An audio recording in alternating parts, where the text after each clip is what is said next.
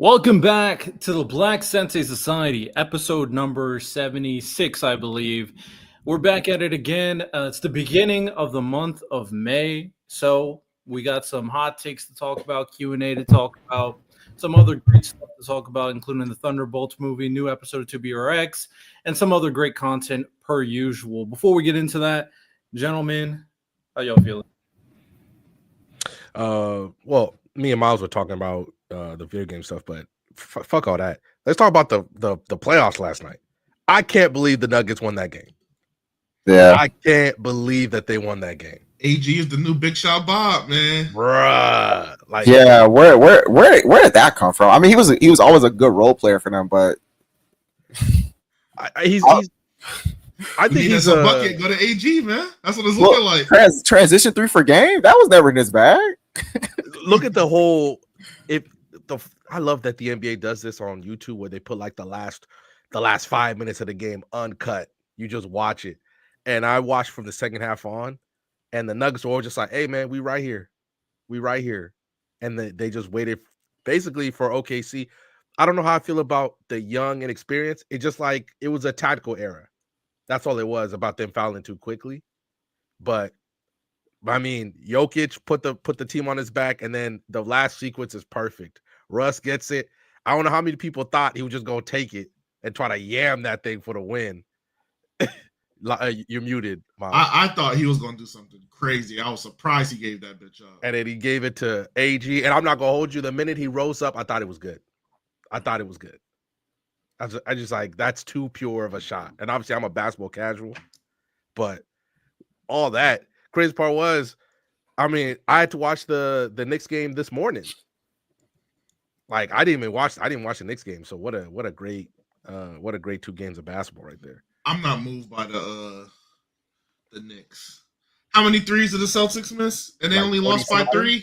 45. Like It was like 42, 45, yeah. 45. And they only lost by 3? That's alarming, bro. I mean, I think everybody here can say the Celtics are a way better team than the Knicks. Is that a crazy thing to say? Yeah, I mean, it's like a sky's blue thing. Me personally, I'm not tuning into that series because it's Knicks. We got our lucky one, and I think that might be about it, man. Because bro, they literally make 2 threes. They miss 40. They miss 43 instead of 45. They win the game. So it's like, yeah. Hey man, you just gotta believe. You know what I'm saying? I kind of go through it. Yeah, I can put the analytical hat on, but screw all that. I'm all here for agendas. I'm here to see people fall. I'm here to see people rise. I need the Celtics to lose. So we're here. Why? What do you got against the Celtics? What the better question is what I don't got against the Celtics, right? So Celtics suck. We root for the Celtics downfall all day, every day. And it's just one game at a time by the Knicks, man. Does the finals last year have something to do with it? No, I've always disliked the Celtics. Always. Yeah. Cool. Celtics don't like the Patriots, don't like Red Sox, Oh, so this is just a Boston thing. Okay. Of course. Okay. So the Celtics and the Thunder are just gonna slaughter the Knicks and Nuggets tomorrow, right? No. Wait, can I say something about this? Because I was telling Riddell this. I think we was on this Discord. We were on Discord. Now I want to tell the people of BSS this as well, the fans. I think watching the Lakers series, and then it made me think of my sports life in general, just my time being a sports fan, and I've come to the realization of why people love fictional stories so much. It's because the people that you want to win in the end, you'll be satisfied to know that they will. Like, I don't have to worry about wondering or being scared that someone like Blackbeard is going to be the king of the pirates and not Luffy. I don't have to worry about Ren being the world's greatest striker when I know it's Sasai going to be in the end. Like, I understand that. I understand that this conflict I'm going to have with Ed and Al, I know that I'm going to be satisfied with them getting their bodies back. In sports, bad guys win all the time, man. The teams that you don't want to win in the end, they win. And there's nothing you do to change it. You just got to sit with it. In stories, if the hero falls at some point, in most cases, they're gonna triumph in the end. But sports, if there's a bad loss, that's just it. Like it's just a bad loss. You gotta accept it, and it could be from a team that you hate. players you dislike, you just have to accept it, and that's why people gravitate towards fiction. It's an escape from reality because the world, real life, bad guys win all the time in real life. They do. That's why I feel like I'm kind of a spoiled sports fan. Right. I got to see my team win 2 Super Bowls. Then after Eli retired, I started rooting for Mahomes, and he became GOAT-esque immediately. But I feel bad for like people who root for teams or players just never win. Like, imagine being a Carmelo Anthony fan that entire run of the 2000s, man. It's just brutal, man. It's just disappointment after disappointment after disappointment. I couldn't. And sometimes I think a lot of it is greed. Like, I've seen a lot of my favorite players win rings, but I'm like, that's not enough, though. You know what I'm saying? It's never enough. You got to win every year, to be honest. I think it's just that's what makes sports great, though. It's just like no, it does, but it also makes you. It's why sports makes people depressed, and fiction oftentimes doesn't. I'll say this: I don't really think, in a lot of ways, you should put that much. I get it, man. Like, it's your team, blah blah blah, all that. There has to be a separation of church and state, and I'm not going to sit here and say like I'm perfect at it, right? Because I'm not. Definitely but not. I'm not gonna hold you. I ain't gonna be. I'm a Cleveland Brown fan. I'm not crashing out because my team winning 4 games a year, and I'm not crashing out like that because at least for me, maybe I've been lucky enough because I was in LA when Kobe was winning, and obviously I'm still in LA when LeBron's here, so I've been around a lot of winning. But just being like, I'm not gonna crash out over a team that's not gonna respect me. You know what I mean? You know the thing about it is, though, random. I know lifelong Cowboys fans that saw the 90s that they don't want to watch the Cowboys anymore. Like they have given up watching football because of that. Like they enjoyed it. That was one of their escapes from reality or whatever. Something one of their hobbies. I know like older fans are like I can't enjoy it anymore. So they're depressed. So it's tough. Yeah, it's not ideal. So real quick, appreciate everybody's watching the podcast. If you're watching, make sure to try to help us get to 30 likes for this podcast episode. If you're rewatching it, try to help us get to 10 comments so we can kind of shout out a comment that is dropped in the comment section. We hit 10 comments last time, so a quick shout out to this comment right here. He didn't just shoot such a nasty stray at Carmelo for no reason. Hey, man, I'm just being honest. We got Jaden with a comment. He said, ain't no effing way we said that Epo fight is better than Saber and Ryder. WTF. Look, Miles, as a man who watched that with you at 3 o'clock in the morning, and we did the pause frame test, Saber versus Ryder is top 5 until probably the end of time. That fight was for how long was even the fight? 5-10 minutes, Miles? Yeah, about 10 minutes. I was like, oh my God. Like, I was like, Miles, pause it. Please. I need to understand what's happening here. My only problem with that fight in particular is there's not really a lot of, I'd say, emotional impact to it. It really is just animation and choreography driven, compared to like a Guitaro. That fight has a lot of emotion behind it, but as far as like as a spectacle, it looks amazing. Absolutely. I think that's why I wonder if on my list, if I need another spectacle fight to take it off. Yeah, that's the problem. All the other ones I have above, because it's 5. All the other ones I have above it, they're like, I was in the trenches with these boys. You know what I mean? Yeah. Dang. Also, per usual, we have 5 super chat goal. If you hit it, we'll drop the link so someone can get their take off. We'll do that just like we did it before. Read off all super chats the moment they show up. Of course, if you're watching the podcast, make sure to rate it 5 stars. We also put a poll up for the debate, the 100 humans versus 1 gorilla debate. And the people have spoken. And then I think 63% said 100 humans are winning. So they locked in. They know ball. I agree with y'all now. At first, I was just thinking to myself, like, who going first, bro? Even if 10 niggas rushing at once, I just was like, because here's what's throwing me off. Because I do agree with y'all that if it's fight or flight, we're all in. It's like a death battle. We're all bloodlusted. Yeah. That's the dumbest part. Yeah, no, we're bloodlusted. then we would win. Even if it's like, I don't think it'd be a full on 100. Because I do think if not bloodless, some people will just be too afraid to fight, regardless if they have to fight. I think it's just reality. Mm-hmm. But eventually, that gorilla gonna get tired, and then niggas after 20 niggas have died, then maybe the other, but everybody that kept beating their chest about it, like, but I ain't going first. I'm like, oh well, exactly. Which lets me know why my scenario of like, I think some people will not fight. I feel like that's realistic. A lot of people don't want to fight. But I feel like, man, you see that one. Okay, it'll go either way. You see that one nigga run up, it'll inspire you. But while he's getting mauled, it might deter you a little more. But I'm just saying, just take one nigga. That's all I'm saying. No, man. Miles, it depends on how that one dude gets got. Because if he's running up and the gorilla backhand him, I'm sorry. I'm Gucci. It can't be one of our biggest guys. I'll say that. Let it be one of our small guys. Yeah. The 5-6 people at him. At least the people were on the right side of history for that one. I would admit I underestimated 100 people. I said, you know what, y'all are right, but he taking his pound of flesh. That gorilla taking it out. Oh, for sure, Yeah. for sure. Oh, yeah. You ain't living free after that. All safe and Oh, sound. y'all got PTSD. That's all I'm hearing. That gorilla won in the end. Y'all got massive PTSD. I mean, a lot of people are going to be dead, so they won't have PTSD. For sure. Also, shout out to people who are signed up for members, Shikai members, Bankai members on the channel, and the people who have been signing up to Patreon. If you don't know, we do have a Patreon where you can go sign up, where we drop other content, full reactions over there. So all the Game of Thrones reactions me and Miles has been doing, full episodes have been dropping on Patreon, including the episode with the Red Wedding that I have officially watched. So make sure you guys go over there, go sign up for all our content over there.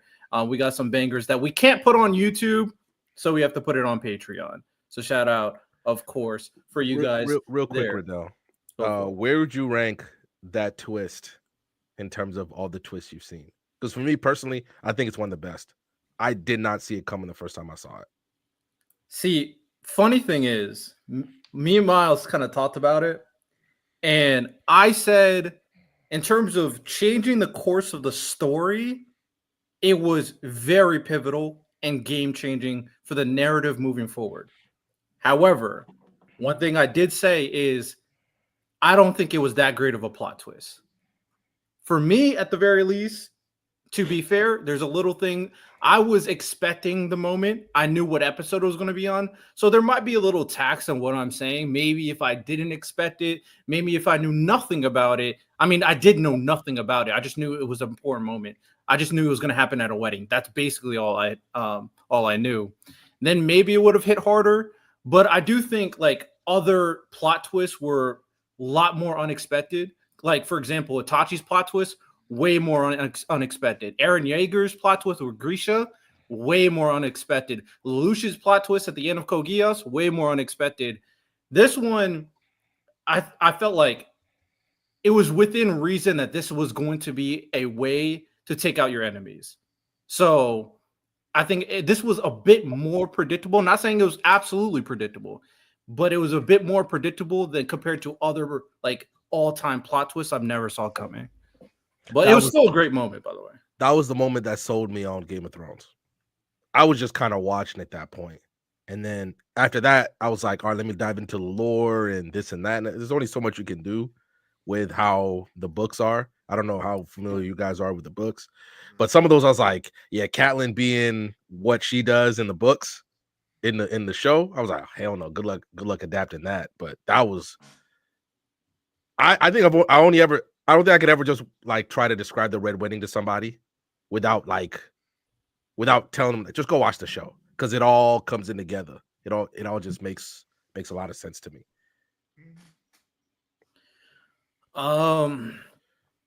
I hear you. I feel like I was hooked after season 1, personally. What happened to Ned Stark? I'm like, he was supposed to be the very important character, and he was cooked very quickly. So I was like, okay, nobody's safe.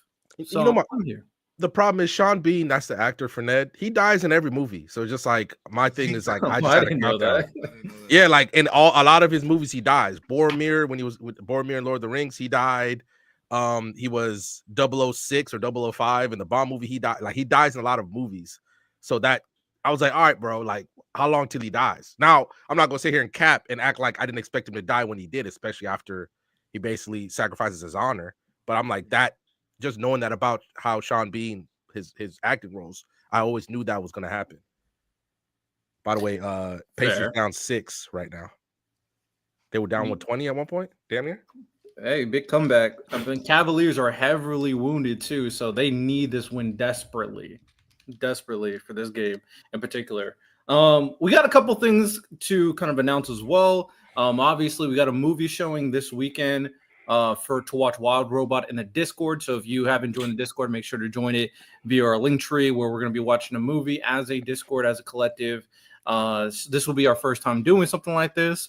I know Miles is also setting up some like gaming stuff. So you want to talk about that? Absolutely. So we're gonna have our first official heroes versus villains kind of gaming situation. It's gonna be Marvel Rivals based. Lonnie's gonna pick his villains. I'm gonna pick my heroes, and we're gonna go at it. We're gonna do a best of 5. So that means the first team to win 3 games. We're gonna have a lot of rules, custom games, but most importantly, we're gonna have fun. The objective is for us to have fun. But yeah, this will definitely count towards the hero and villain docket that we got. And bring your game. A lot of y'all talk a lot of talk, but y'all be trash. Can I commentate if you already think you got your team, Miles? Can I Do you want to play, Random? Hell yeah, I want to play. You playing, nigga? Shit, that's what I'm talking about. All right. Y'all finna hate me. That's what I'm gonna say. Y'all finna hate me. But I'm excited, especially with Ultron coming out next week, right? Yeah, so we're shooting to do it. It wouldn't be this week. It'll be next Open Dojo. So about 2 weeks time, gives people time to prepare, and we'll do the tournament during what would be Open Dojo. Oh, okay. I'm excited then because I need to. Ultron could change the game because he's gonna be a flying healer. Yeah. Ooh, boy. Oh boy, I'm excited now. Hey man, that should be interesting. And the last announcement I'm gonna do before we wrap up. Let's see if I can do it as good as Santo. But if you guys don't know, one of the things that we want to really endorse on the podcast is shouting out creators, especially indie creators, to really showcase their story. There's other things other than Shonen Jump and some of the other big stuff, and people are creating some really good content, including this story, Hightower. Are you ready for something wild, magical, and powerful? Well, we here at the BSS would like to introduce you to Hightower, a bold new action-packed story set in a fictional world inspired by the brutal history of slavery in America. Make sure you guys definitely check it out. Go to htnation.com to read this amazing story and begin your journey of Hightower. You also can follow them on X at @the_high_tower. Make sure to follow them. Great story. And let's get right into the show. So, first thing that we could talk about right off rip is, actually, first thing we could do is talk about some of the kind of hot takes and Q&A that people have. We'll start off with the Q&A. People Kent dropped a few questions that he wanted to ask a few people. So we'll start off with that. First question up for everybody here for our monthly Q&A for the members is, one second.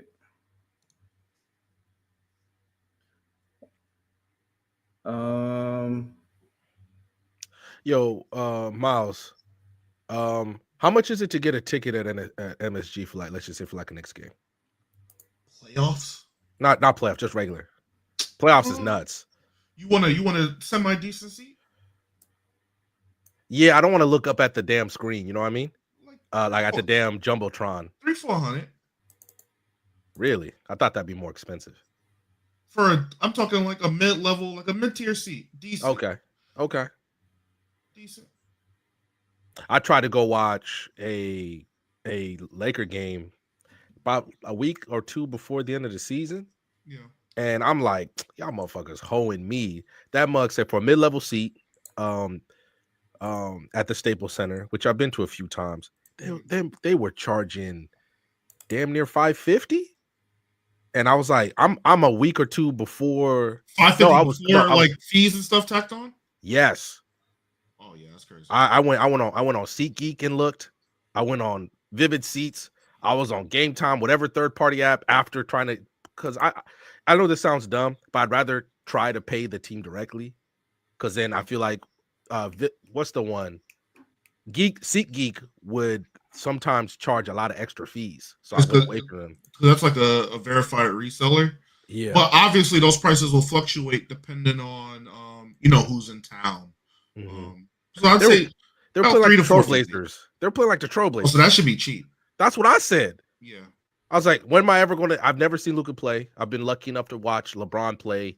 Obviously, this was younger when Kobe was still playing, so I was able to watch him and Kobe play. But then I was like, I mean, Luka's here, right? Let me go see. But then they said $550. I'm like, chill out. Yeah, that's crazy. Like, come on now. I know y'all struggling because the dude across the street got his own stadium now, and he's killing it. But come on now. That's nasty work, Ty. I see the agenda. Nobody's gonna say Steph's better than LeBron if he gets 5. A lot of Are you sure about that? A lot of people will Riddell. Nasty. People will say that. Look, guys, listen. I love Steph. I love his game. Well, it's just the basketball. I need. It's kind of like like an avatar. Like the avatar need to maintain balance. Like we need balance in the basketball world. We need balance. you better. And Steph having one. Wait, they have the same amount of rings. No. So Steph having one more ring than LeBron. No, LeBron has 5, doesn't he? He has 4. But that would just disrupt the balance, man. LeBron has 4. I don't know. This whole time I thought he had 5. Well, when he goes to the finals every year for a decade, you would think. Yeah, go 4 and 6. That's his record.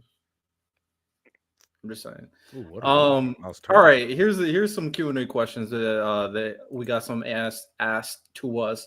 First question: Akatsuki members strongest to weakest at Orochimaru since he was on the team before, by Loki or something like that. Say the brother's name right. It is what it is, man. I wasn't gonna say it right. I wasn't gonna say it right.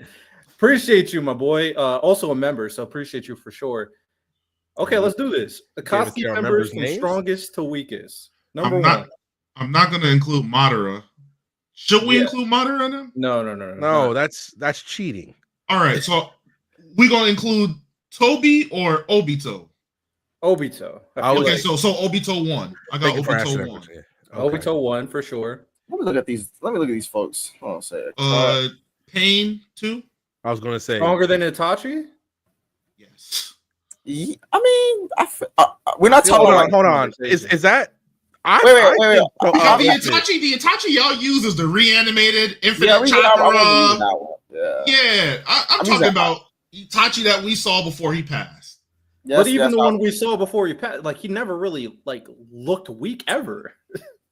Are you telling me, Riddell? You're telling me that Itachi's beating Pain? I'm saying it's a possibility. Yeah.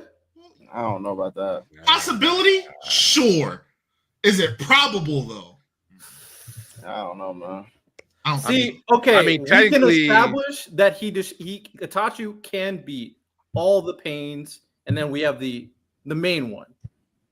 Can we agree on that? Shikamaru can beat Kaguya, but No, I don't think so. No,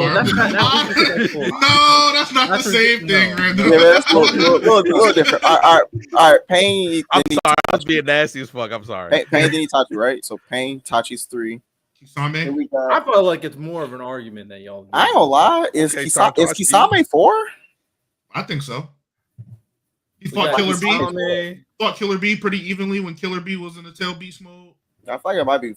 And also, we know he can get up with my guy too. He got it 7 gates with my guy. Beat that tail, man. It was close until the 7 gate. No, I'm not gonna lie. It was close until Kisame thought Hiradora was a chakra move. If he would have knew that it was like an air pressure move, he might not have got hit by that bitch. I don't know. I don't know if he was fast enough to evade it though. Yeah. I think he could. He gambled on him. He gambled on his jutsu eating it. So that's why he didn't dodge it. He thought his jutsu would eat it. Yeah, I don't think that any of those other people that we didn't name wouldn't dodge it either. Like, so fuck no. So it's like I think not dodging it. Let me stop. Especially his chakra pool is like they say it's like a Jinchuriki. He's a crazy It's chakra. equal, yeah.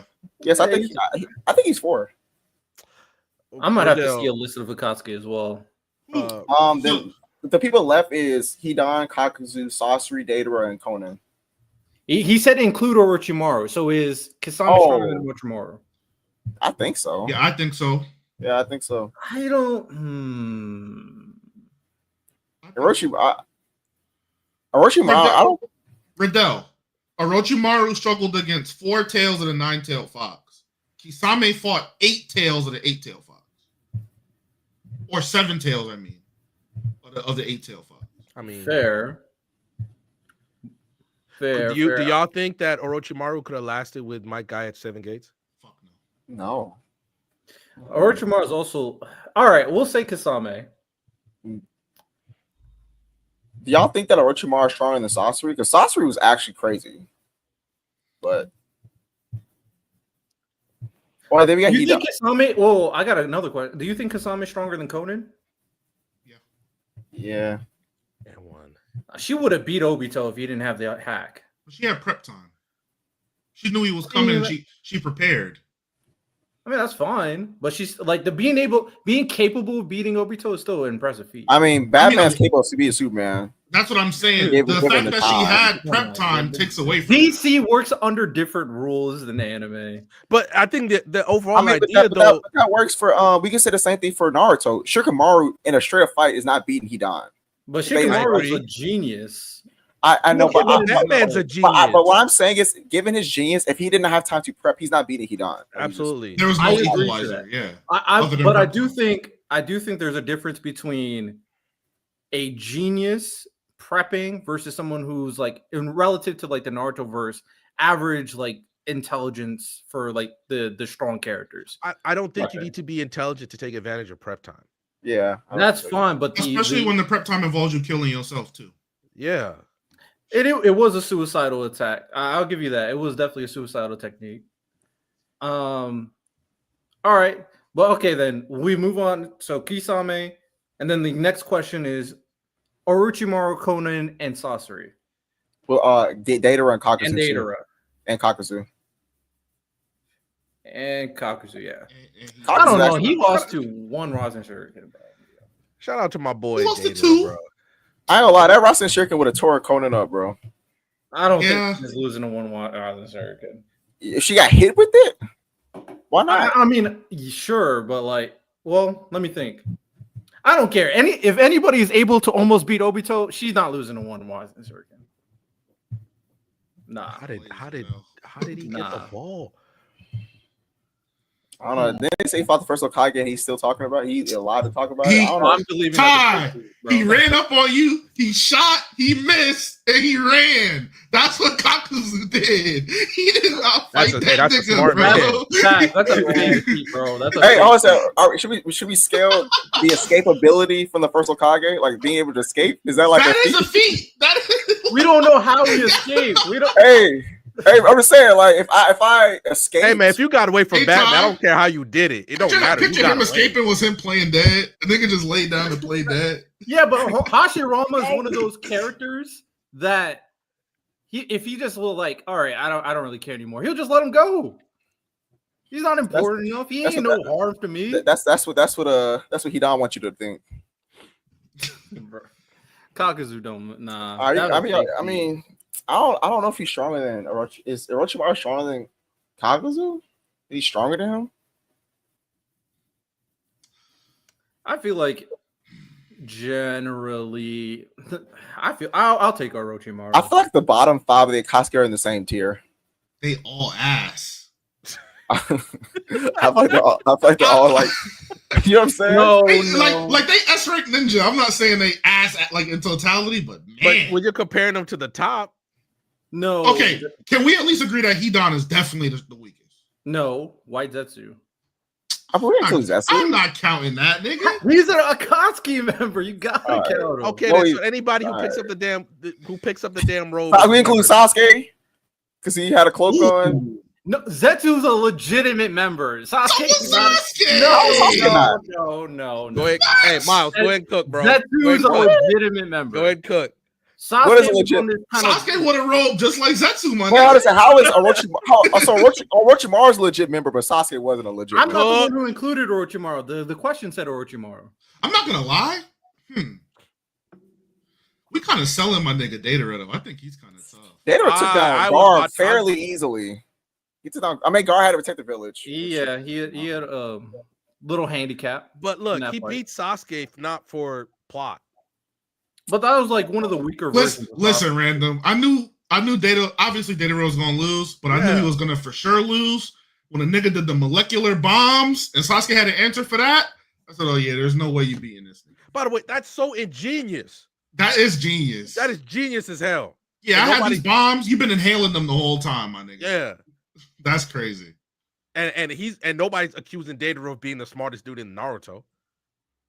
Give Datara some prep time, see who he fucks up. It's a different type of smart. You mean it, Tom? But I think when we're introduced to him, we know that he's he's a really smart fighter. I think because the way he beat Gar was like he. No. When I'm talking smart, I'm talking intelligence. Like Goku's a very smart fighter. Nobody's. That's not intelligence though. Like no. I was talking about intelligence, not fighting prowess or fighting knowledge or fighting IQ. That's what I was talking about straight smarts. That's what I was talking about. Nah, don't get me wrong. If I have a cosplay somebody from Naruto, it's gonna be Datara. I'm gonna keep it a stat. That was a pretty unique way to use his bombs though. I wouldn't have thought of something like that if I had bomb powers. I like to believe I'll probably just have my clay everywhere. But in terms of just even the idea, think about how much time you have to practice to even get that done. Yeah, it's true. Let's rank these last niggas, man. You said, hey, I am with Miles. They both trash. Put them in the trash tier. I don't like. Can we tie the last five? No, we got to give it order. All right, we're saying Obito 1, 2 is Pain, 3 is Itachi, 4 is Kisame, 5. We got to pick one. I'll do Orochimaru. I'll say Orochimaru. That's fine. Oh man, Orochimaru. 6. Datara, Conan, Sasori. Hold on. I don't want to be. I think Sasori is stronger than Datara. I think, and I think Sasori is stronger than Datara. And I think Kakuzu is stronger than Hidan. Yeah, I think. I agree. I think Kakuzu is stronger than Hidan for sure. But okay, the Datara Sasori thing is a toss up because it's like Sasori wouldn't have lost. He let them win, right? Yeah. To feel his parents' embrace. And then Datara fought Sasuke, like Deuteragonist. Like, I'm so mad I get that wrong. It feels like on purpose. Hey, Ty, heads or tails? Tails. Tails will be Sasori. Alexa, flip that coin. Okay. What the hell is that? You got heads. Datara? Yes, sir. All right, so what the hell was those fucking are we saying Kakuzu and then Hidan? Damn, Donovan got 47. Hidan. I don't know if Hidan. I think Hidan's immortal, but I feel like Sasori generally is stronger. Oh yeah, for sure. So Kakuzu, then Sasori, then Datara, then Conan, then Hidan. No, Kakuzu's too high to me. Kakuzu's way too high. Too higher than who should be below? Below Sasori and Conan. Okay, whoa. So is it Sasori, Conan, Datara, Kakuzu, then Hidan? Nah. Yeah. Wait. Say that. Wait, my brain. Say it one more time for me. So it would be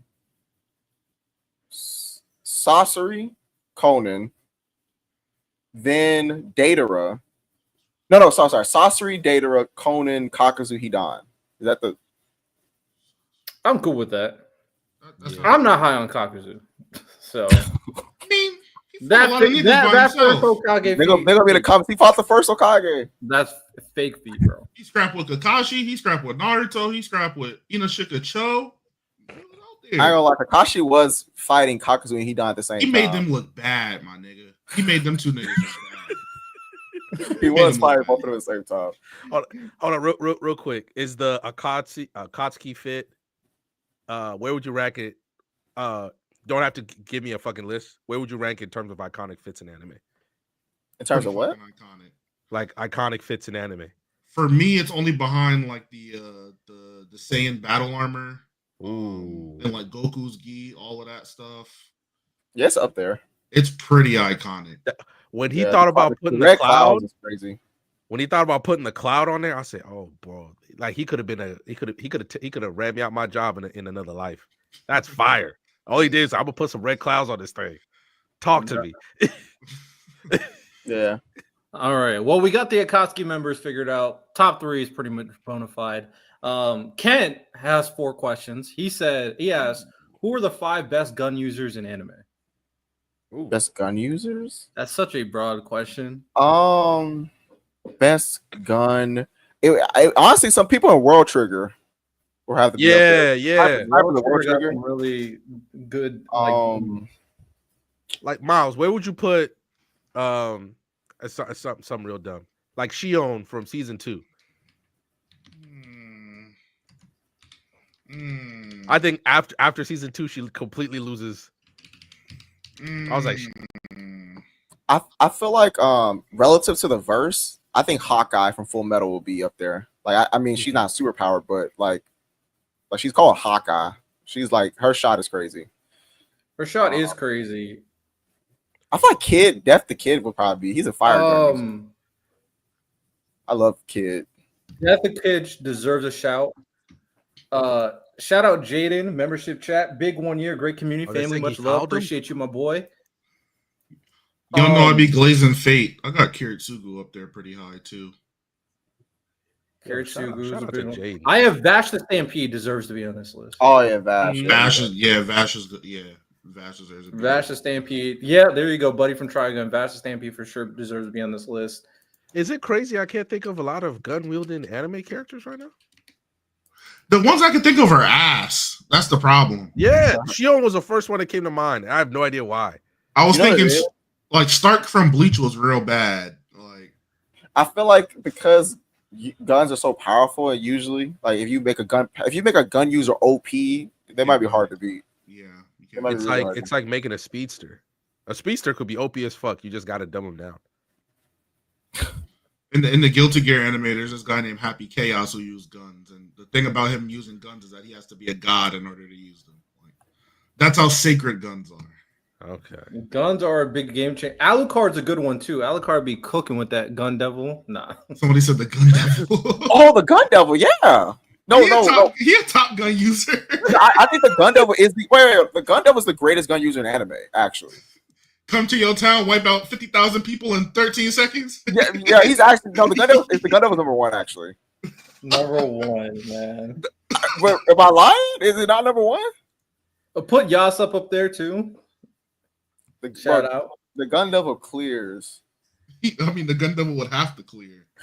Fucking the whole thing made out of a reducing populations in seconds. Wait, they said he fought. Sorry, y'all.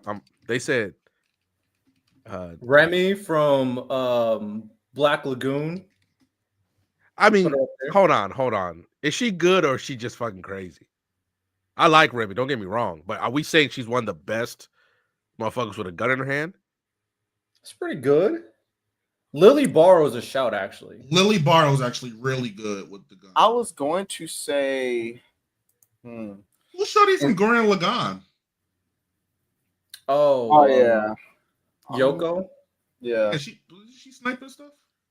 I'm about to say it's kind of hard because in Sakamoto days, Sakamoto has used a gun a few times, but I wouldn't say he's a gun user. The sniper from Sakamoto though. Oh, he's I think it's Hisake Suki, I think. Like the master, not the apprentice, the actual yeah, that nigga's tough. Yeah, he's cold with it. So we named some. We don't know who would be, but all right, I'm gonna say an answer that definitely is in the top 5 is Vash the Stampede from Trigun. My person that's top 5 that's actually number 1 is the Gun Devil. What about you, Random Miles? Fine, yeah, sure. The Gun Devil. I mean, the Gun Devil got wanton destruction. I never seen no anime character do that much damage with a single bullet. So sure, I guess. I'm gonna stick with Kiritsugu. I've seen him use automatics, snipers, shotguns. He can pretty much use the entire arsenal. I'd say, can I be nasty and say Dante? Oh no, for sure, Dante. Yeah. 100%. Ebony and Ivory go crazy randomly. Mm. 100%. We named a few. Some. Yeah. Also asked who's a side character that could have had their own series. I would love. I feel like most side characters, like good ones. Yeah, I would think so too. I guess we'll just each provide one. I guess. Yeah. Let's all Yeah. think of one. Oof. Make a good side story. Utah from JJK. I mean, did he finally get one though? Huh? Yeah, he did. Actually. Yeah. No, he should have got more. Honestly, he should have just been the main character of JJK. Let That's it go. what It happened. That's It's what should over. have happened. I would So, say me and Random pick Bakugo. Chill out. Me and Random. How We dare you both speak for me on this? I got Yami Bro, from Black Clover. how Deku immediately get it? Deku immediately get the Iron Man suit, and he already a better hero than him. Let me stop. Cook. Hey, man. Already better. The people said absolutely. That's crazy. Horikoshi disagrees, but Then why he draw Deku better? he told you why in the interview. I mean in the data book. He told That's you why. tough. That's tough. Deku better. Just I mean, accept it. I think the people of he's his the main verse character. say Wait, better. he's the main character. I don't know. Oh, now hey, Miles. Now he's the main character. Wait, hold on a second. Wait, I've never now said he's the main character. Wait, hold on a second. Have I ever said that Bakugo is a better hero than Deku? No. So then, what's the? No, I'm kind of. just hold it. Just hold this one. You lost. I've never said he was a better hero than Deku. You lost this one. That he's All a better hero. Move on. Say, Say me and Random pick Bakugo. Nah, me and Random God, Bakugo. he does not speak. Me for and me. Random. He does so not go ahead, speak Miles. for me. Go ahead, Miles. I got Yami from Black Clover. Real? yeah, man. Yes. Yeah, he has a lot of stuff to work with. He came from his country. They can just do that. What was he doing in the Clover Kingdom? How did he get to be a captain? Just show us that shit for real. I ain't mad at it. Okay, fair enough. You know what? Fine. I'll be that guy. I'm so mad about Rock Lee, man. Rock. He has his own show though. He does? Rock Lee and Rock his Lee Ninja and his Pals. Yeah, it's a What cheat. Be serious. Be serious. Hey man, there's a really good fight between him and Sasuke at the end. They get it scrapping. I watched the whole thing. Yo, Alright, that's a bunch of, what do you call those little tiny figures? What are they called? The chibi figures? TV, like It's TV. good. It's good. It's actually good. It's good. Come on, bro. Now, okay, now I gotta go watch that because I need more Rock Lee content. But don't watch that shit.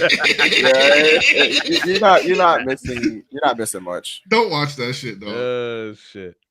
Okay, we picked all ours. Ken also asked what anime should receive a reanimation. One Piece.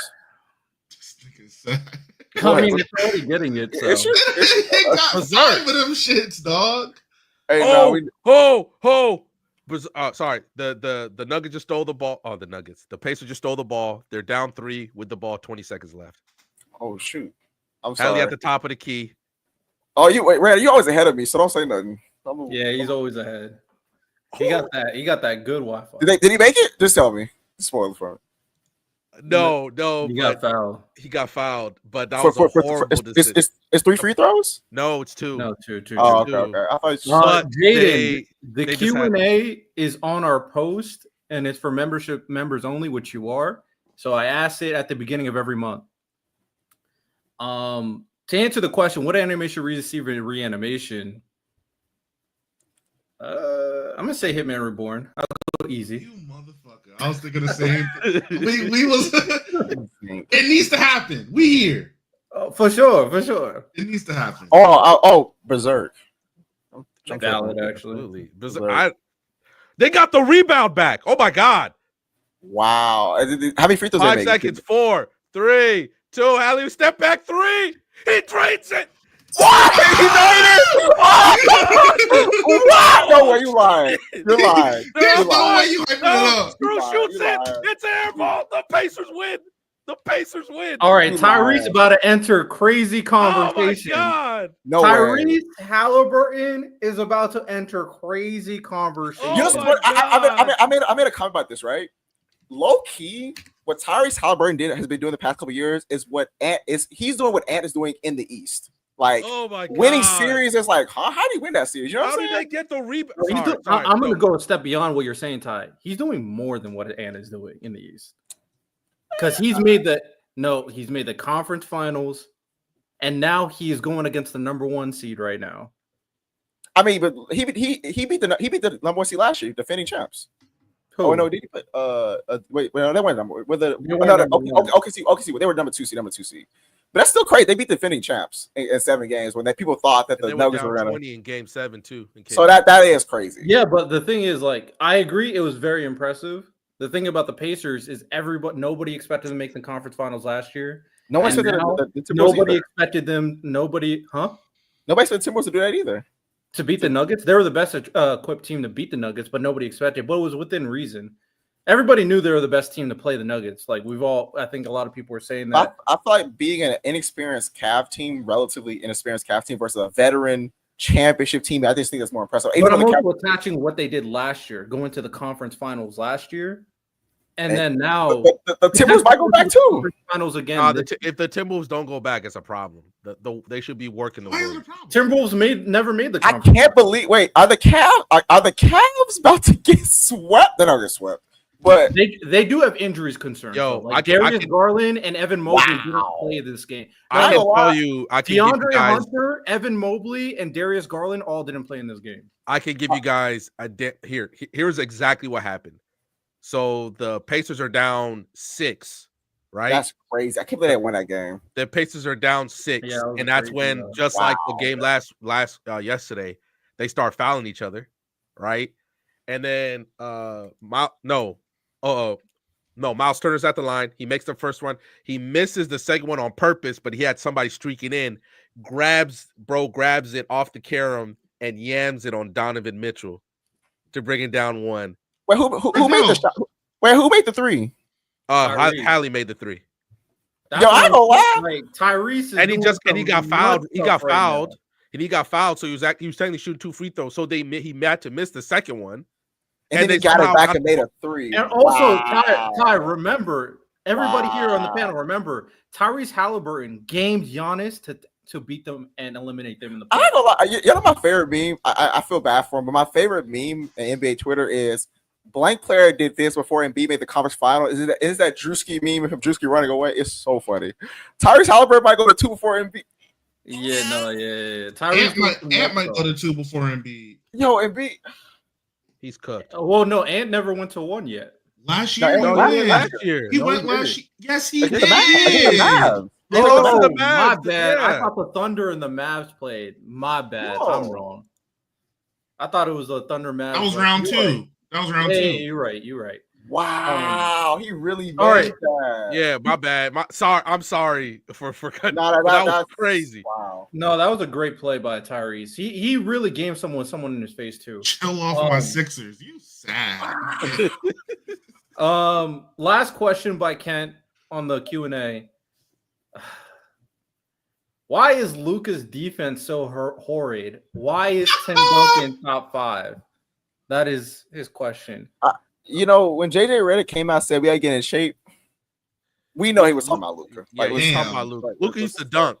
Luka used to dunk. By the way, here's my thing, right? Bro, like 25. Is Luka still a championship level player? Yes, he is. Yes. Absolutely. Like that. No one's disagreeing with that. However, some people are, but carry on. Who? Like I think Luka is the best one. He can be the best one on a championship team. Absolutely can. Especially and honestly, if he wasn't facing the Celtics last year, could he have won a finals against a lesser team? Obviously, he could have. Like I just think that Celtics had so many guys to get their own shot. They had too many guys to get their own shot, so that makes sense. But I agree. Luka, he has to be able to play defense, some defense. Like, and I said this before, he's a defender that people think. You muted yourself. Luka is the defender that people think that Steph Curry is. Steph Curry tries on defense. Steph Curry's not. I don't classify Steph Curry as a bad defender. I think he's a liability at times because does he get a lot of steals? Steph does, right? Yeah, he does. But sometimes steals not the perfect indication. Sometimes, but I think. But the point is that Steph Curry is going to try. For example, when he was getting cooked by Kyrie in the 2016 finals, he was trying. Kyrie. Kyrie cooking damn near everybody on the planet. Now, if Luka was guarding him, Kyrie had to do counters and shit to get past Steph. Steph can't guard him, but he at least had a counter. He would just blow by Luka, bro. He would just blow by him. He's not even making people counter as much. That's my problem with Luka, and he's too young for LeBron to be your best defender. I'm sorry, or at least your most stamina. I get LeBron's a freak athlete. Luka will never be the athlete LeBron is, but it's like, Luka, you're like 25, bro. You can't just let people walk by you. I mean, you like to believe what they say that a summer in LA, he knows exactly what he needs to do, and at some point, you can't lie to me and say that he's not going to work out with LeBron at least once. I hope. Stop smoking that hookah and stop eating all of that processed food. And this is not even me as someone as a fan of LeBron. Like, even when LeBron retires, I want Luka to be a better defender. Like, I think Luka, he has top 10 player of all time talent. Like, his game. I don't need Luka to be no amazing defender. I just need him to be a good enough defender for his size. I agree. Like, he's 6'8". He's pretty built. At least use some of that physicality to your advantage. Yeah, you do too much. He does too much on the offensive end to ask him to be some positive, great defender. But at least use the size you were given. But you know what though? Yeah, I agree to that. I will say this, as obviously the Luka fan, I'm kind of known for that at this point. I do think the narratives with Luka's defense is overblown, but I do think he is not the greatest defender. At the very least, especially when this year and after his injury last year, he definitely regressed on defense. I think overall his defense in the playoffs last year was pretty good. I think for the finals were probably the biggest part. But the reason why the Mavs lost in the finals wasn't defense; it was offense. They couldn't score. The Celtics was not that great on offense. Ultimately, though, Luka needs to be a better defender. He needs to. The biggest problem with Luka, other than being, in more shape, even though that's also overblown in my opinion, Luka needs to lock in sometimes. Sometimes his brain goes a different direction. His complaining with the refs gets tiring. I agree there. That's one thing that I definitely criticize Luka for. And sometimes he's not, after he does a dumb play, he doesn't lock in on the other side. So he does that quite a bit as well. So he needs to just lock in more. When he is locked in, he becomes the most dangerous basketball player on the court. But he needs to be locked in more. So, we'll see how that play. As for Tim Duncan top 5, he's not in my top 5. So I can't. I don't think you can confidently name 5 players better than Tim Duncan, but I'm the casual here. I can. Well, you think they're outright better than him? Yeah. What? Who? Tim Duncan? Yeah. Yeah, there's 5 niggas better than Tim Duncan. Easy. And I guess it depends. Easy? To me, easy. Like LeBron and Jordan, for sure. LeBron and Jordan. For sure. Shaquille O'Neal. Shaq is better. Better than who? Kobe is better, and I'm going to stand by that. Oh, yeah. Kobe I ain't gonna lie. I had Kobe top 3, bro. I'm sorry. I can't look at Magic highlights and think that Magic's better basketball than Kobe. I'm sorry. If we're going pure basketball skill, the conversation is so different. I'm sorry. No, I respect you. If it's about just simply $2 super chat, Ty. Luka should get an endorsement with Wade. That's not right. Chill out. These narratives are so nasty, but the Mavericks single-handedly have made this guy. Oh my goodness. You know something, Riddell? I thought about you because a lot of people on ESPN was like, "Was Nico Harrison right?" I thought, "Oh yeah, Riddell." Because I totally got some Riddell. No conversation's gonna start. They're gonna start. They're going to start that. Of course, that bot ass Stephen A. Smith is gonna say that shit too. So, I hate that bot rhetoric, man. Oh no, is Nico Harrison right? Shut the hell up, bro. Nah, they gotta make Miles. We know it. They gotta make some money. That's why they put that. I ain't gonna lie, it's funny. Like they missed the playoffs. And it's like, was Nico right? Bro, they would have said if Nico's right if they lost in the second round. Like, they would have said that if they didn't win a finals, is Nico right? Basically. All right, is Random? You said he's in your top 5. All right, Random. We'll end the Q&A with you giving us your top 5. I would say LeBron, Mike, Shaq.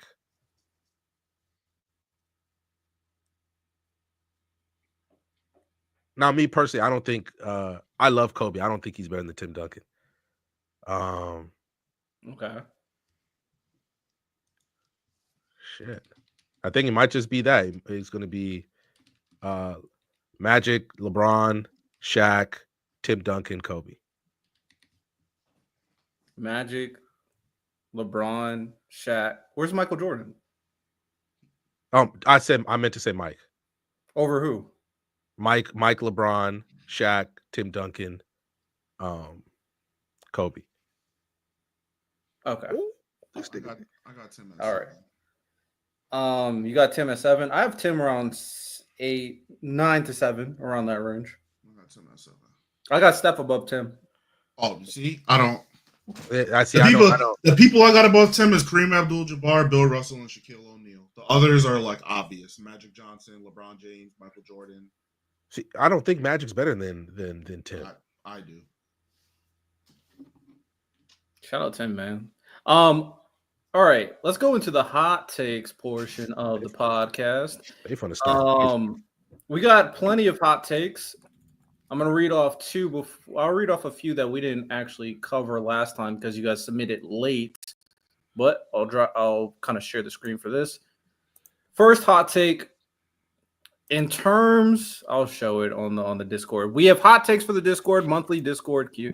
Just like the Q&A, we also have a monthly hot take section for the pod. First one up in our Discord. Go check it out for the hot takes. In terms of manhwa, solo leveling is the most basic and lack of developing of all manhwa. Sky's blue. It's just Demon Slayer. It's just Demon Slayer for manhwa, and we're not saying that they're the exact same. That's the role that it serves in the manhwa community. That's it. You're not there for the story. You're there to see the fights, and there are some parts that showcase. Jesus Christ, this game is chaotic. There are some parts where it just shows that some story parts are needed, and I think they're actually kind of nice if you dived into them. But that's why he made Ragnarok, so you can get the story. Yeah, I'm with you. Let's go to the other one. Bring back the Colosseums, dog. I'm trying to see MFers fight against Lions. And y'all got it. Yo, what? Y'all got it. I was actually reading up something about a what today in Rome, where this dude was taking pictures climbing the one of the fences or whatever, and impaled himself and was dangling there for 20 minutes. Just 20 minutes in Rome at the Colosseum, just dangling, impaled. Oh, yeah. Me and Miles talked about when we were watching Game of Thrones. People don't realize how trash back in the day was. They have no clue. They think it was like, oh yeah, that was pretty cool over there. I could be in the Olympics. No, these MFers had no hygiene. None. These MFers would have the worst torture method you could ever think of. You do the slightest thing wrong, it's not it, yeah, bro. The punishments were insane. It's not it, bro. I'm not gonna hold you. Look, I get that them niggas got to. I get there has to be some penalty for them abandoning the wall. But ain't no way I just saw fucking zombies, and I'm like, fuck that. I'm gonna run back home because I want to see my mama. And I get killed for it. You can't just send me back. But random, it's the fact that back all the time. Random, it's the fact that what he's saying is true, and niggas know it's true. They're like, yeah, but you deserved it though. So what the fuck? That's insane. He did that in front of he did that in front of a couple of his kids. Like Rob, okay, I get it. Rob, he getting old enough. He need to understand. But like John and them two little niggas, like John was a grown ass man though. Not too much. John was low key Naruto for real. John is him. John is just get hate. So you say he was formally getting trained and stuff though. Ned didn't treat him any differently. Oh, who did I call? I called someone. I feel what we were talking about. I called someone Naruto and someone the third Hokage. We literally did this. Oh, who was it? Who did I call the third Hokage, bro? Somebody the third Hokage. Was it a woman? I think it was a woman. You could have been like Joffrey. No. Yeah, you could have been Joffrey Sansa. No. Oh, that wasn't that wasn't the concept. It was a lead. I feel like it was a leader, but Who in Game of Thrones was that bad as a lead? Was like that as a leader? Khaleesi. Big Khaleesi. Yeah, So but she had- far, Me and Who Rendell was she gonna get to those neglecting? facts, man. so far from where I'm at the end of season 3, Big Khaleesi's here, bro. I mean, we're gonna get to those facts, man. One for sure that's a good leader is Tywin, absolutely He's magnificent leader. elite leader. for sure. Crazy how he died though. Hey, chill. Yo, I mean, I expected eventually, but chill. Yeah. random. I apologize. Me, I just finished season 3, and Ty, he's not even where I'm at. So you need a You lot know of- what's so crazy is that I did not. I'm sorry, Miles. I'm sorry. I didn't even hear it really, but I'm Random. I'm Random. I'm muted for a watched. I've I muted didn't for a even while. hear it. I didn't even hear. You know, what's so funny? I'm watching it tomorrow because again, me and my siblings are watching it together. Yeah. And I didn't even hear what you said, so I'm just gonna pretend I didn't. I'm just gonna just. I know Yeah, somebody just just pretend. died, but I'm gonna mute. But let me know what y'all doing. Well, no, we're not talking Game of Thrones. We're not talking Game of Thrones Fuck. because I feel like shit. another hot take though. I'm just gonna include all 3. Michael Myers is the greatest movie villain / killer of all time. Santos said Vader is the most iconic movie villain of all time, and then Sauce said my vote is Jeepers Creepers. Leroy, to answer your question real quick, me, Random, and Lonnie have already seen it. Ty's watching it with his siblings, and me and Riddell, I'm helping Riddell get caught up. So me and him are watching it together. Members only, you can check that content out. Patreon as well, where you can watch our full reaction. Full reaction. Make sure you guys, for sure. If you want to rewatch Game of Thrones, basically go watch our reaction to it. You can rewatch it with us, yeah. Yeah. Oh my god, they just miss it. They've been missing layups for 3 minutes. Both So- teams. Are they cooking with these movie villains? So those are all. Most of them I are don't. horror villains, though. Yeah. So wait. Was it just most iconic slashers or just villains? Period. I mean, Santo named Darth Vader, so that's not a horror movie. But he's iconic. Out of You the think ones he- mentioned, I'll say Vader. Out of the ones mentioned, but I wouldn't Yeah. have Vader as my most iconic though. He has an iconic moment, maybe the most iconic moment. All right. I mean, basically, let's answer the question: who's the greatest movie villain of all time? Damn, I watched a lot of movies. I don't know. They need the clout though. They need the Vader-esque Michael Myers type clout. I feel like. See, it's because So a I lot could of people. That's No, go ahead. tough. 'Cause there's somebody I want to put up, but because I think the movie's fantastic, the story's fantastic. Ozymandias from The Watchmen, Miles. So basically, Watchmen was good. yeah, Yeah. Ozymandias villain. because he won. He manipulated certain events to which affect a lot of people, including this happens literally at the start of the movie, including the death of one of the heroes that he served with. All to basically, he basically did a Thanos plan without killing half the life. And he did it. And by the time the heroes got there, he's like, bro, I did it 30 minutes ago. It's too late. Ain't nothing you can do about it. And one of the heroes was Dr. Manhattan, who can literally change matter. Look what he did to Rorschach, Miles. Look what he did to him at the end of the movie. He's a good one. Uh, I'm gonna go more iconic, fearful. Like, I feel like Freddy Krueger is my answer. I mean, he's one of the more interesting villains. Not only is he a terrible person, but the idea that he can go into people's nightmares and kill them, utterly terrifying. Utterly terrifying. Like everybody else, like Michael Myers just runs at you with a knife. Honestly, I think he kind of saunters, but you can figure something out.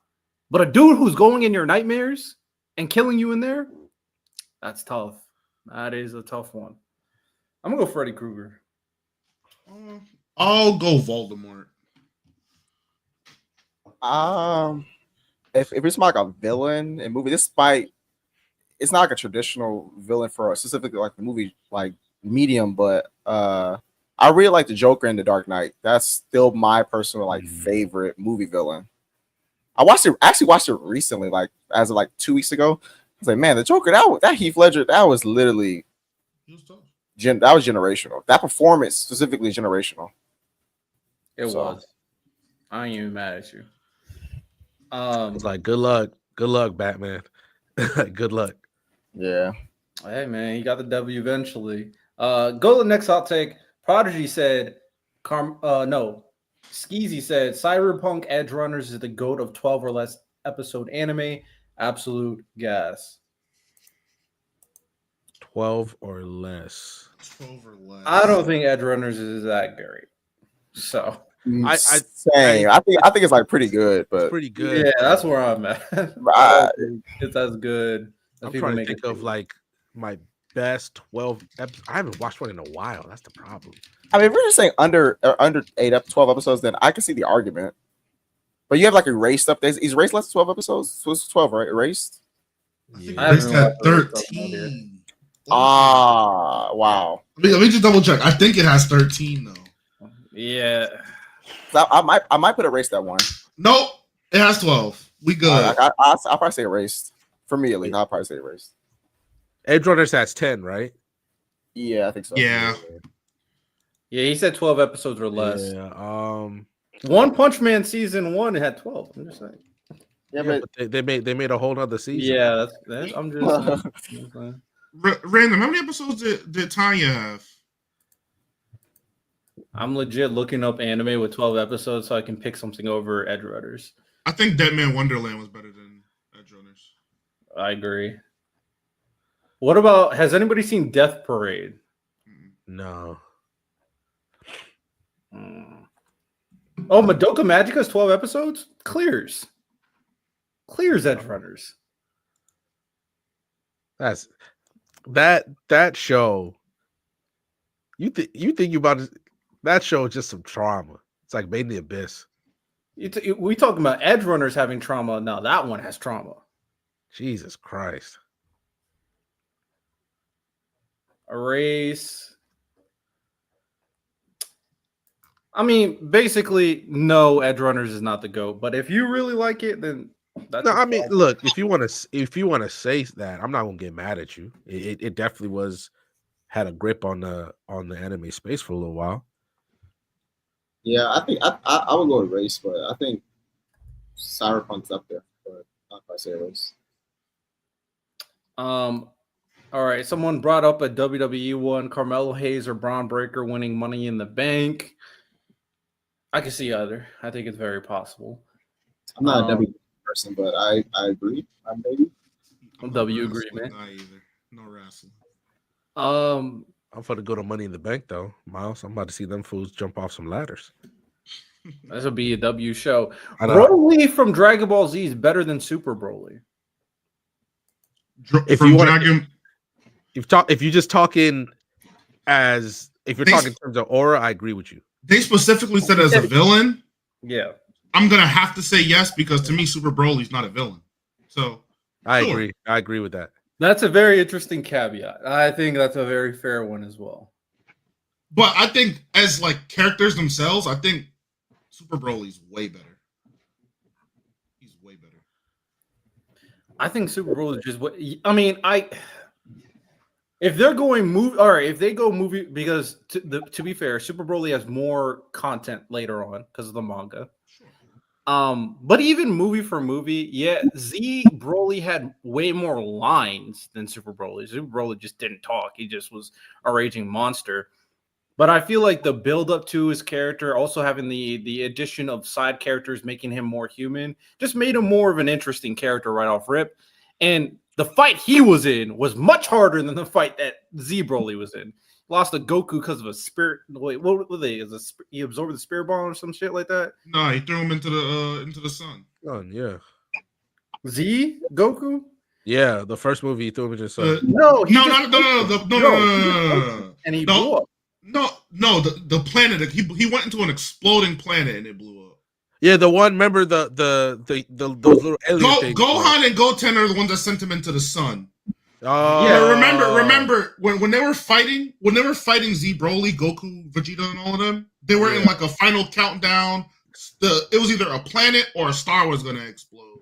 They all gave Goku energy, and he blasted him into the exploding planet, and it blew up and it killed him. How did Broly come back? No. He punched him. him. Oh, And he he- blew up. Yeah, Yeah, he punched him, and then he like exploded, and then Yeah. they got him on the ship. Yeah. But he didn't. I guess he didn't actually explode, but because he came back. Fair, actually. So yeah. How does he survive Give in me Super Bowl. space? I'm asking too many questions. I mean, That shit ain't even canon. It is 100% not kidding. So no That shit ain't question. even canon. We fine. he came back because he came back. Super Bowl is magnificent. that moment where Frieza kills Super Broly's dad and he turns around and the emotion to the legendary moment, that's better than anything that Z Broly did. Oh, for sure. That was a great moment for Broly. All right. This is a question that I'm sure Miles and Random are love, or a hot take you guys are going to find interesting. The Jest rules in Expedition 33 will go I down agree. as one of the most beloved races. I agree. Yo, I Miles, agree. I cannot wait till we talk about that game. They're amazing. I agree. I'm trying to think of a small group of like a subsection they remind me of, and I really can't put a finger on it, but they're very lovable. They all have different personalities, even though they don't say much. And even though they're just stupid creatures, they're very unique in their own way. Some of them like to fight, some of them like to cook, dance. They're just a good time. Mm-hmm.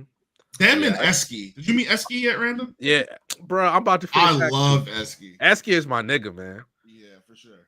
I was like, hey, bro, we're gonna fight all them rocks, Miles. Every single one of them hoes. Random. I need my rock.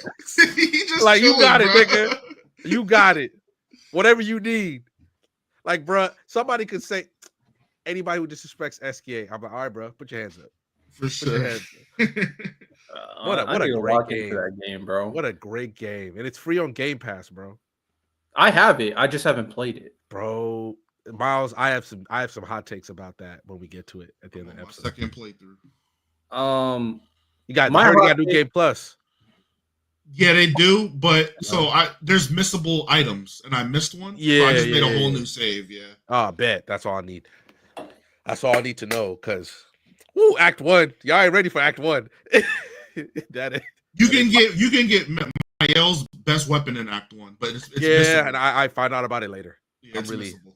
I'm really Man, annoyed I with wish that. I need to find some time in my schedule to play this game, bro. It's great.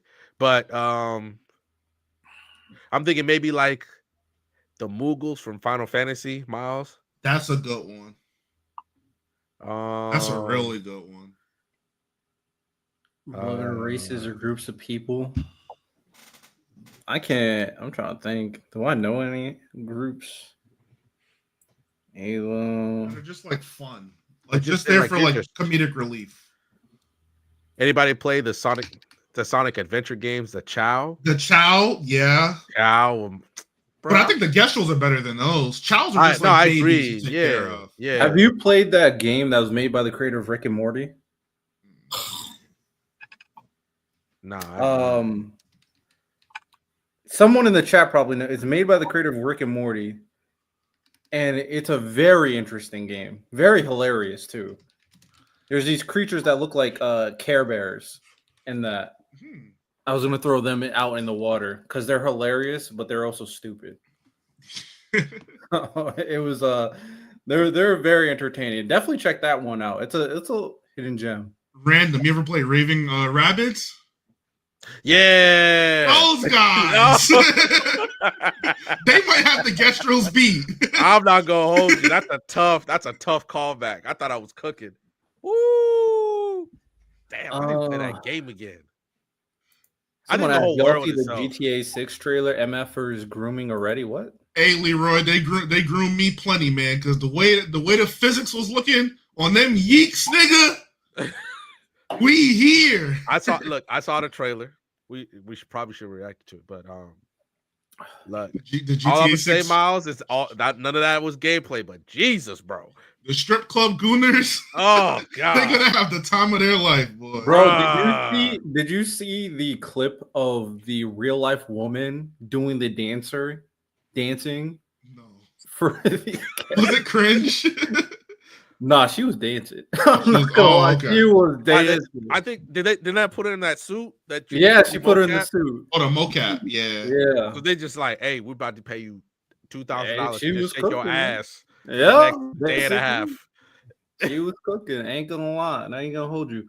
The hot take I put in here is manhwa fans are more toxic than manga fans. And I'm starting to believe this hot take, slow and steadily. Because I'm looking at it, obviously, the whole conversation between the beginning and the end, super toxic. But also Tower of God. The fans for manhwa, Tower of God Season 1, they said it was trash. And then Tower of God Season 2, I was like, I watched the full thing, and I looked at it, I was like, bro, it's not as bad. And they downvoted the crap out of it. It's not that bad at all. Honestly, a lot of it is good animation, other than like one of the fights in the middle episodes. But that anime was pretty good. So, yeah, manhwa fans, man, they high on life is the game, Leroy. Manhwa fans are toxic, man. They got high expectations. They toxic. I mean, that's crazy. I've never, at least I haven't come across like manhwa elitism. Oh, Like, no. In terms of how they interact with people, like do they like stick their heads up at manga fans? But in terms of Tower of God, there just weren't so many adaptations. I get why they were mad. You know? So like now that they're picking up, now it's different. But at the point, like that's all they really had was Tower of God. Tower of God was a good adaptation, though. That's why I just don't understand. Beginning after end, yeah, it's mid. Tower of God's a legit good adaptation. I'm be honest. I feel bad for. I think it's good too. I think it's good too. Especially if you read the manhwa, the animation in season 1 is better than the art. So it just. Yo, can I say this real quick? Yo, T-Bay fans, let me look at the camera. Oh man, y'all gotta stop putting slice of life fights next to your fights. They don't got that much budget, so when they got one fight in the whole show, and you want to put up that fight and say, "Oh, this got better animation," no, just get mad that your author chose a grown goddamn studio. Stop sharing all these fights. What's that gonna do for you? I'm tired of seeing them damn reels, bro. Oh, I'm gonna show the one Toradora fight. Yeah, it's the one fight in the whole series. The one that they showed out on it because it's important. Like, come on, bro. Like, you gotta have a fight every other fucking chapter. Chill out. Nah, yeah, it's damn. They just gotta let it go at this point. 2 more hot takes. Nobody in Naruto is good at martial arts, especially if you compare them to other martial artists in anime. The anime makes them seem better than what they actually are. I'm not gonna go into deep with this because I feel like Kai just be trolling sometimes with his takes. Neji and the entire Hyuga clan, I'd say, are a very good example of niggas who know very good martial arts. They're all proficient in martial arts. Yeah, I don't really, because they're not like name techniques, or because they be boxing, they be throwing hands in this anime. And then Riddell, if you take it a step further, martial arts is not really just defined as using your hands. Kendo is a martial art. So you got the 7 ninja swordsmen, they all use swords, they're all proficient. Yeah. They're good at martial arts. Using shuriken and ninja tools could be considered a martial art. Itachi's proficient at that. Sasuke as well. You can argue Naruto is with his demon wind shuriken, even though he uses trickery and deception. That's just a bad take. That's a bad take. I mean, trickery and deception are part of it, though, depending on the fighting style. No, 100%. And last hot take. 2BRX. Oh, my bad. Hold on. Oh, my bro just got us looking blind. 2BRX trust and popularity power system is a top 3 to 5 power system in new gen anime. I agree. I haven't seen something where I'm like, I don't like that. I haven't seen something like that yet. I think I'm thoroughly, my God, man, I'm thoroughly enjoying this. So in depth, bro. Oh my God. I might agree too. We're not gonna get here. Sorry, go ahead, Miles. We're gonna have the whole talk about it later, I guess, Riddell. But just to like preface it, is this whole entire story gonna be about people who aren't the heroes we see in the trailer become the hero? Because it feels like that's the road they're going down. I'm kind of with you. It's very interesting on how they're doing it, but to be fair, the hero who became the hero before was not nice. He became the commoner. So this one, is he going to be Iso or be someone else? I don't know, man. I have no idea how they're going to structure the plot. I'm gonna be honest. I have no idea, but I'm locked. We here. I don't think you can do that for all of them. Like I need you Why to show not? me when X was not X. I'm sorry, bro. Looked like he ain't never struggled a day in his life. He can be the exception, but with the way Trust is set up, it's seeming like anybody can be a hero as long as somebody believes they're that hero. Yeah. Also, someone said something in the. I'll say this for the anime conversation. Someone translated something when I did my 2BRX reaction. I said in that reaction, "Do I need to watch this in sub because I can't read some of the text?" Someone in the comments was like, "No, they don't translate it the text, but he translated it for me."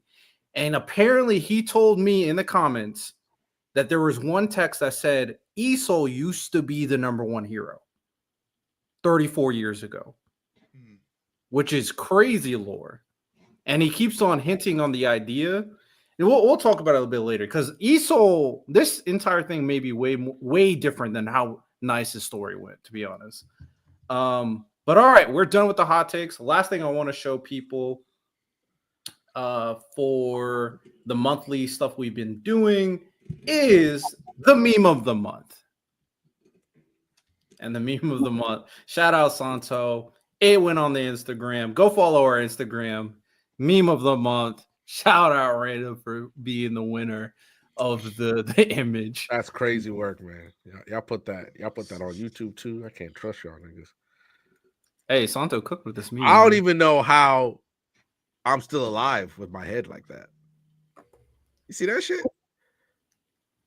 That shit almost 90 degrees. Miles, I'm a warrior. Crazy or in this situation. But we have a channel for memes. So drop your best meme.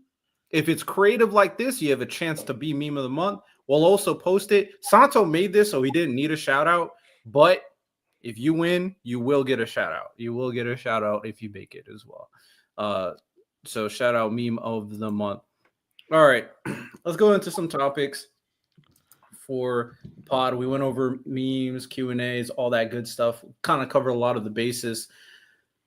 Do we want to talk about? I'm the only person to watch the Thunderbolts movie, right?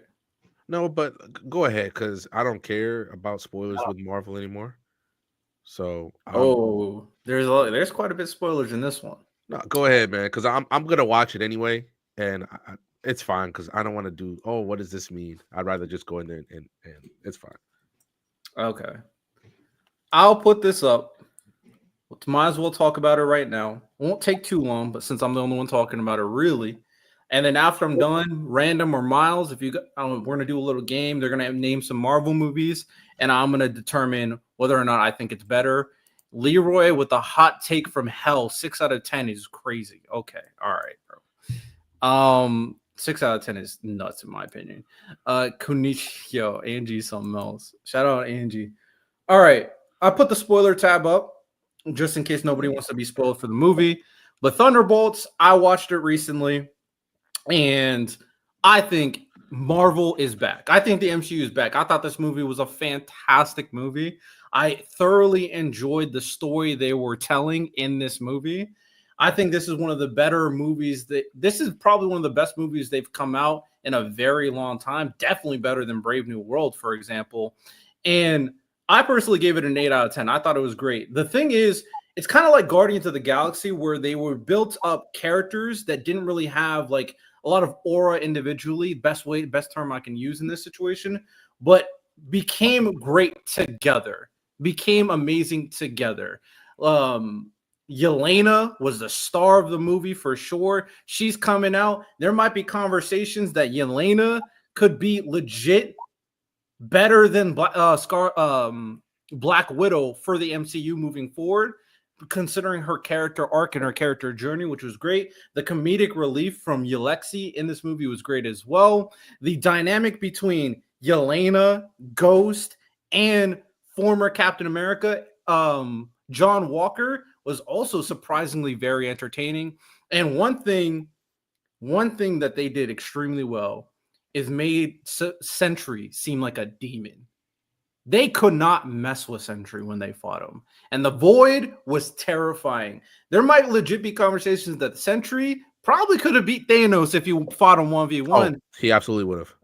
So if we're going to go by comics. Based off the MCU version, he could have probably beat him 1v1 too. Mm. At the very least, the Void is one of like the deadliest villains we've seen in the MCU as well. His ability was unstoppable. The way they beat him, I thought made a lot of sense. And ultimately, how they ended it with the Fantastic Four showing up at the very end of the movie, and they basically confirm what that asterisk means.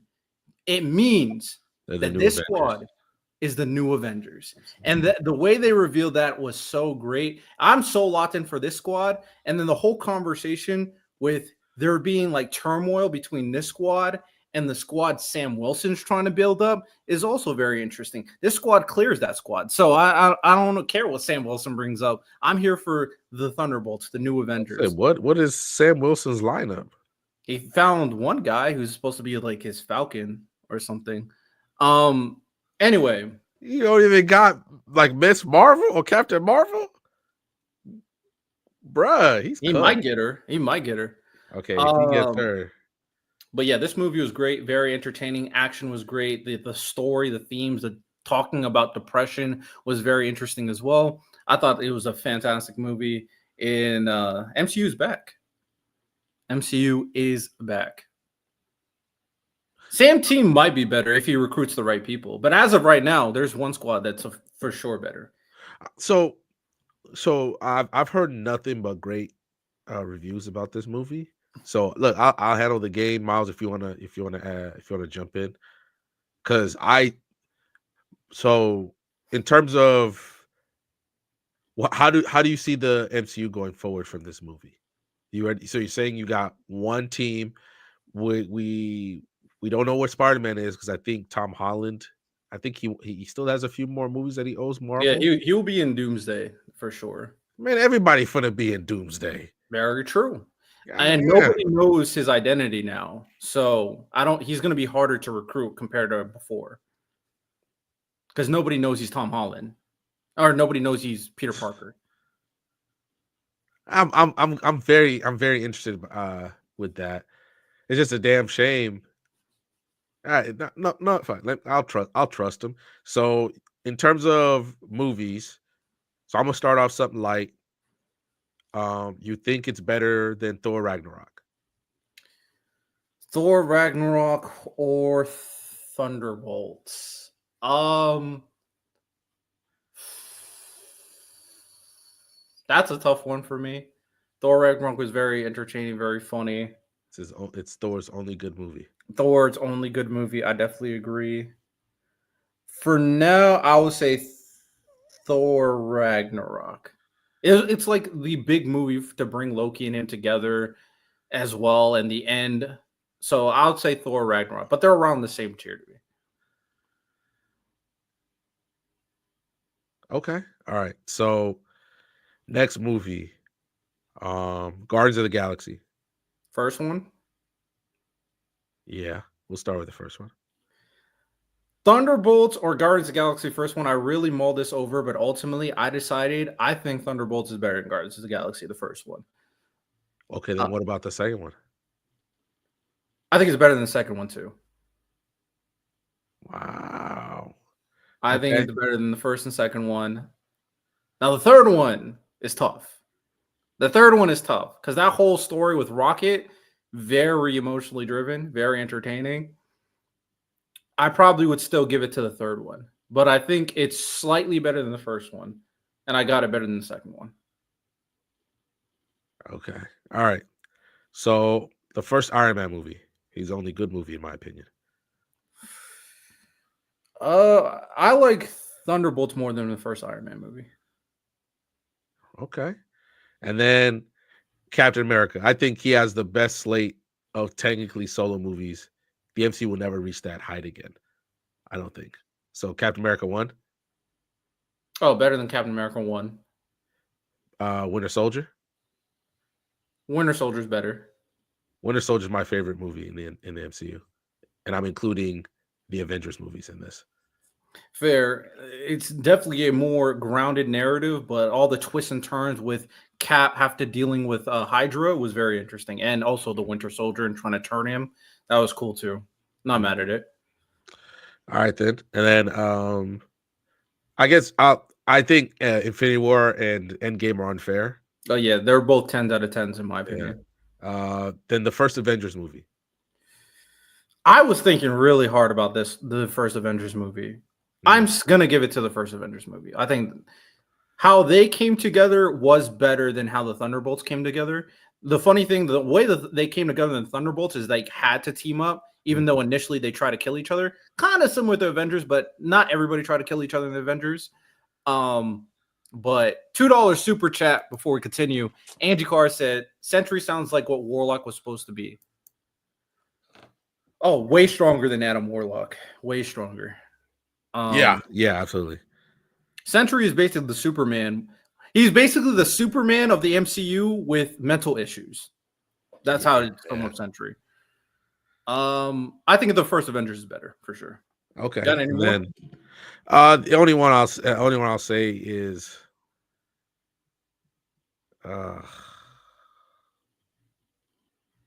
because that's unfair. Do you think it's better than the second Avengers movie? That'll be the last one. Second Avengers, I think I probably like a Thunderbolts a little bit more than the second Avengers. Probably. Yeah. That's a strong take. Probably. Okay. All right. That's it. I mean, it makes sense because I didn't want to throw all the big heavy hitters at you right away.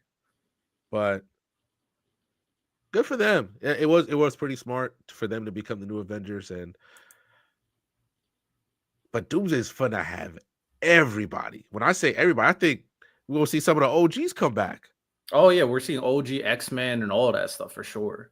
No, I'm talking like Chris Evans gonna come back. I think I think we're gonna see this Doomsday movie because this is what they have to do. They have to kill Kang. They have to. They decided not to bring Jonathan Majors back, so they have to kill Kang. And then Jesus Christ, then establish Tony Stark Doom as the main dude going forward. They might do that in the Fantastic Four movie, which comes out in July. Definitely going to see that in theaters the moment it comes out as well. So it's crazy that they technically destroyed their own universe. Is that what we're supposed to get from the Fantastic Four movie? I don't know. That's what a lot of people are alluding to, that their universe was destroyed. But it could be a swerve. It could be a pivot for sure. So we'll have to see. But yeah, Thunderbolts, make sure you guys go watch it. Fantastic movie for sure. Next thing that we can talk about for sure. Miles, you back? Yeah, I'm here. Bad. All right. So should we talk about let's talk about One Piece a little bit.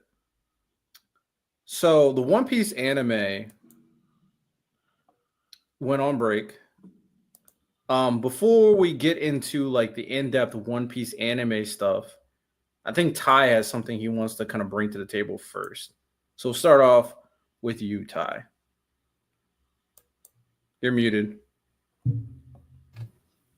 So some of the news I wanted to talk about was, I don't know if you guys saw Chancellor Vincent's tweets. He's one of the animators that works on the One Piece anime. And essentially the new episode that came out where you saw Kizaru and Luffy fighting, he basically broke down in the tweets his process of what his thought process when he was animating.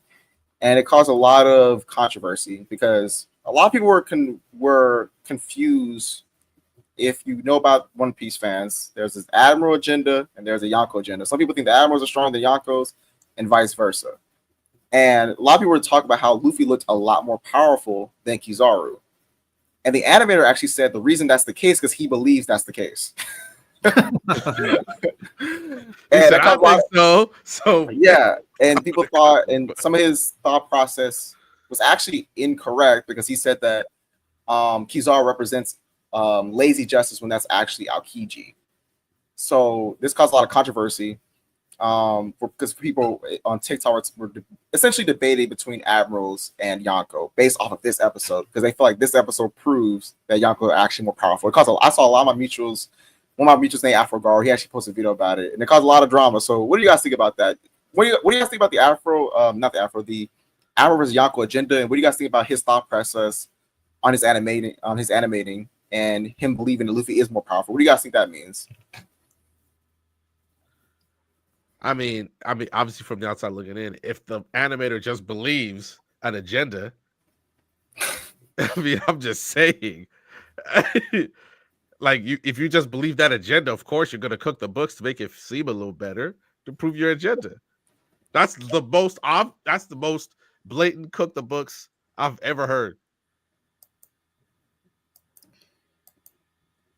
I'll be honest.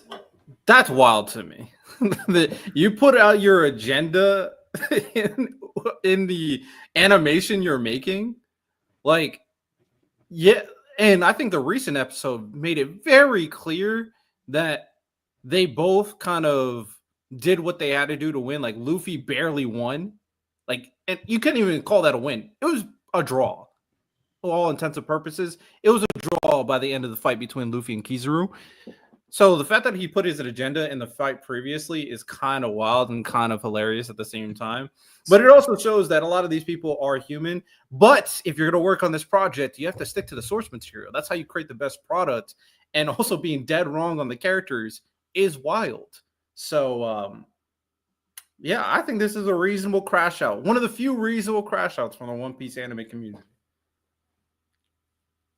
What do you think, Miles? Let me hear you, Mr. One Piece savant. You're muted. Oh, what I said was I felt a lot of shade in that, but we move. As far as the agenda is concerned, everybody knows my favorite character in the publication is Akainu. But as far as the agenda is concerned, I mean, I really don't care. Oda early on in the story established that they're all pretty much equal. The three admirals canceled out the Yonkos, canceled out the warlords. That was something that was clearly established. So from that part, I don't really give a fuck.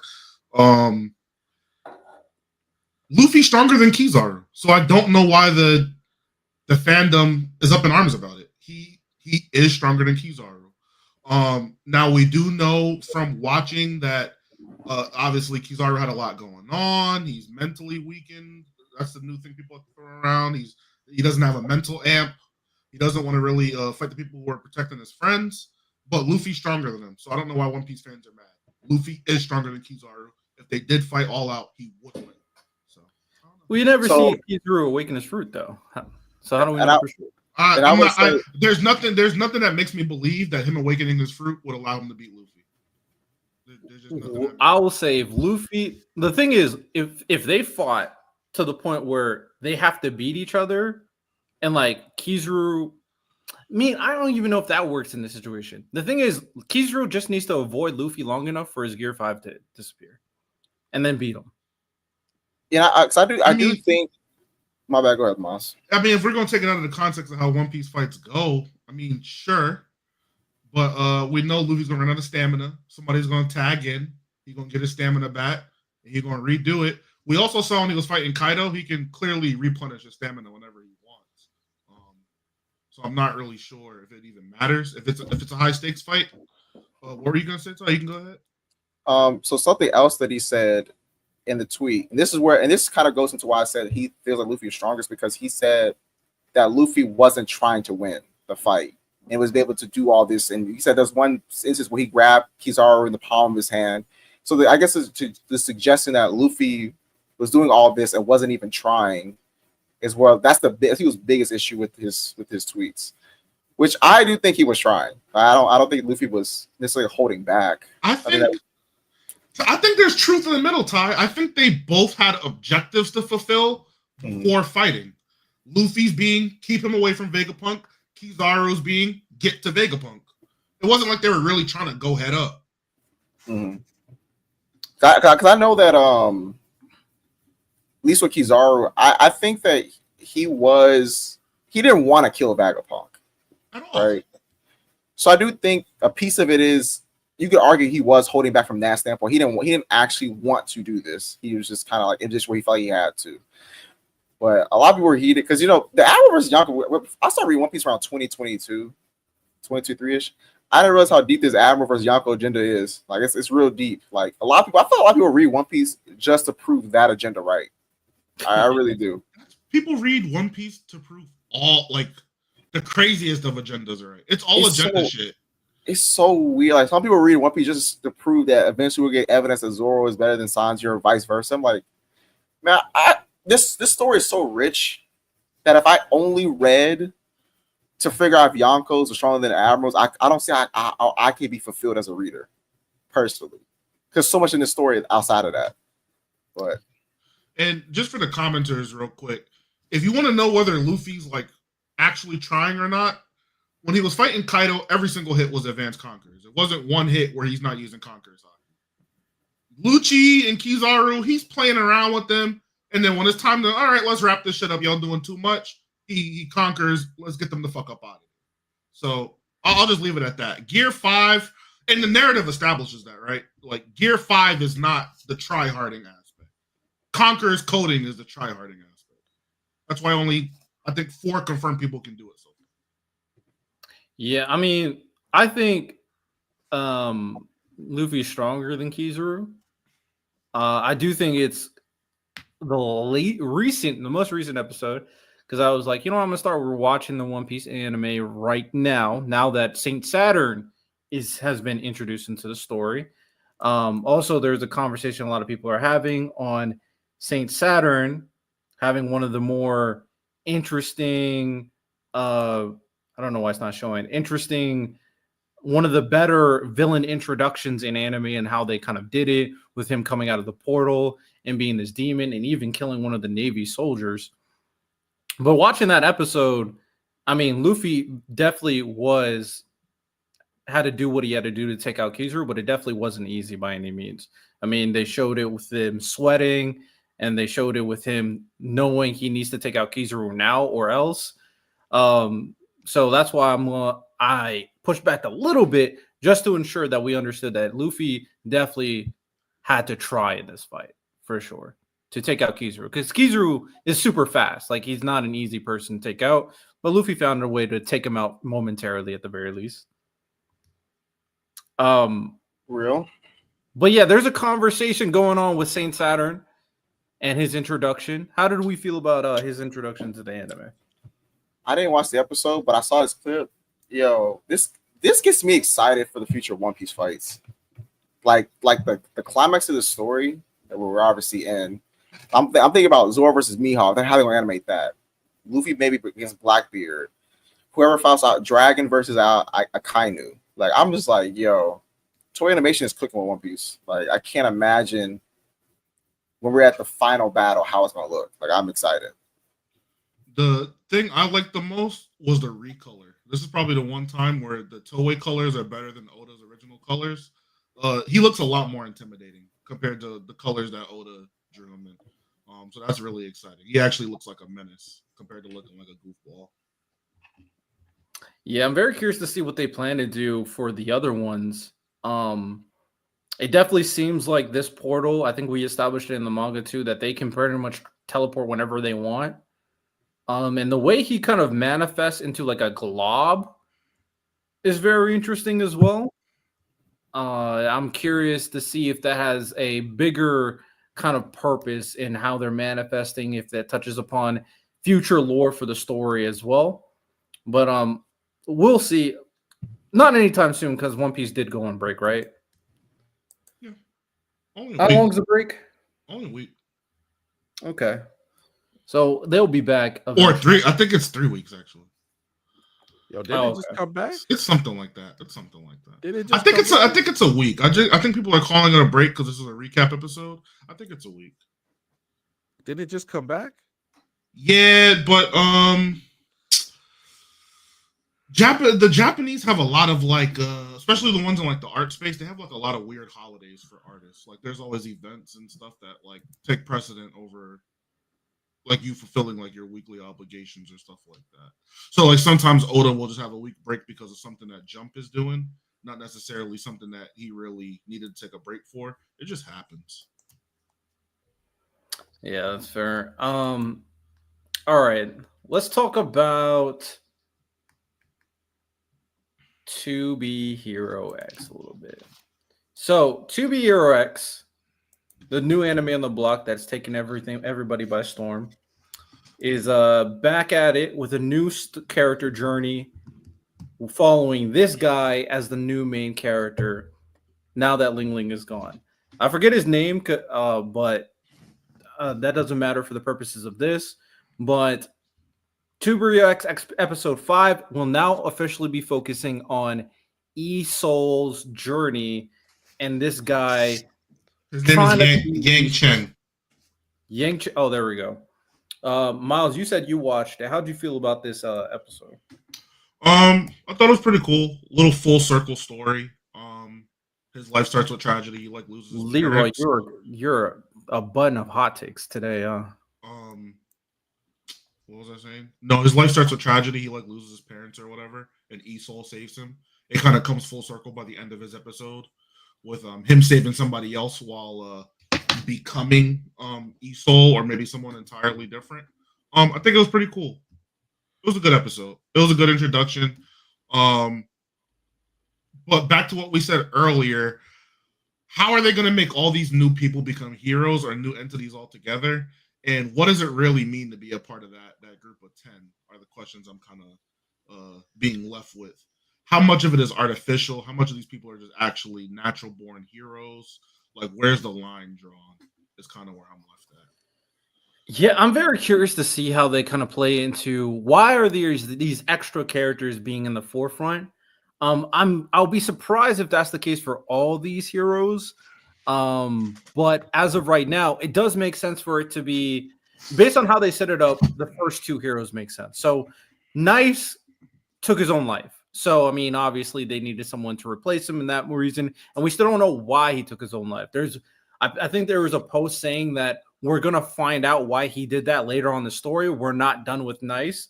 So everything's going to kind of come full circle. When it comes to E-Soul, someone in the comments said E-Soul used to be the number one hero at some point. And if you watch the character trailer for E-Soul, which I highly recommend everybody watch, or at the very least watch me and Lonnie's reaction, it gives some lore about the characters that you don't get in the show. And one thing about E-Soul is back in the past, he fought up against this one dude who was like a planetary level threat and almost destroyed society. So I'm sure that's going to touch upon E-Soul having a lot of like history behind him. And then in this episode, he kept on talking about how he's never taken off his mask. Someone in the comments translated, he's been doing this for over 34 years. So he needs a replacement. It seems like what is going on for this story or in particular. And it might be the character that we're seeing. One thing that came to my mind is while I was doing my reaction is when it comes to this power system, I thought it was like the amount of people who believe in someone or the amount of people they trust someone. But based off this power system, only one kid believed in him and he gained power. So now I'm kind of thinking like maybe it's the quality of the belief, like how deeply someone believes in you. How great it is, yeah. That determines how much power they go in, which again is another layer of this power system and in its entirety. And someone else said something very interesting too. And maybe it was you or someone else. I don't remember who said it, but because the person who was looking at him believed he was E-Soul, he gained E-Soul's power. Yeah, I said that earlier. Oh yeah, so this world, like the sky's the limit on how people can become certain type of heroes. Just to add, because I mean it's been a couple episodes now, it doesn't even have to necessarily be another person. When in the first episode of Nice's whole little 3-part or 4-part series or whatever, when he was getting his ass beat by the CEO of the company, remember she told him to believe in himself, and he had that quick little like inner montage, and then his powers bloomed again when he was about to be defeated. So it might not even be just limited to other people believe in you. Maybe a certain degree of trusting yourself can also give you a boost as well. It's still very ambiguous, I should say. No, 100%. You got it there. And the whole aspect of fear playing into it as well. I'm very curious to see how they use that in this situation too. And you guys are talking about it in the comment section, and I'm glad you guys clarified. This power system is good in terms of its complexity, its dynamicism, but as a like power system you would want, I agree. I would hate for something like this because the people determine who you are so much in this world. To people's detriments, to a matter of fact. The fact that Furman could not even like bend down because people believed he will never take a knee is problematic. So I'm guessing something huge in this story is going to play with the power system and how bad this society actually is, and it makes things very interesting for sure. But we'll kind of see how everything plays out for this. Any final thoughts before we move on? I want to get on to the next hero already. You want to see the next hero already? Isn't the next one going to be Dragon Boy? No, he's way later, actually. Yeah, it's on the images that I showed. I don't remember. That's what I want to see, man. He's a crash out, bro. I want to find out why Nice did what he did, because when it happened, I was like, what? You know what I'm saying? No, I'm with you. We're probably going to see. All right, so I heard this on social media. Take it with a grain of salt. I don't know if it's true. Apparently, the first 4 episodes is the ending of the anime. And now we're going to the beginning of the anime starting now. Is what someone said. So I don't know how true that is. Oh, I got you. So that's what. So we're gonna see. Basically, go back in time and see how all this stuff happened. Yes, because you got to remember at the end of episode 4, Iso killed Moon. We don't know why. Oh, I didn't see it, but I don't mind. I'm on episode 4. Oh, yeah, it's a crazy thing that happened at the end of the episode. So if that is true, this is going to be a kind of crazy journey. It's going to be a crazy journey. But yeah, this anime is kind of insane for sure. Did anybody see read the Black Clover chapters? I didn't read them, but I've been seeing about them. I've been seeing about them too. I want to eventually like reread Black Clover, maybe as a whole, but definitely the final arc. Like as soon as Asuka gets taken to the land of the sun, I'm gonna start there and then read all the way. Good luck. I think people are being a little dramatic for this right here.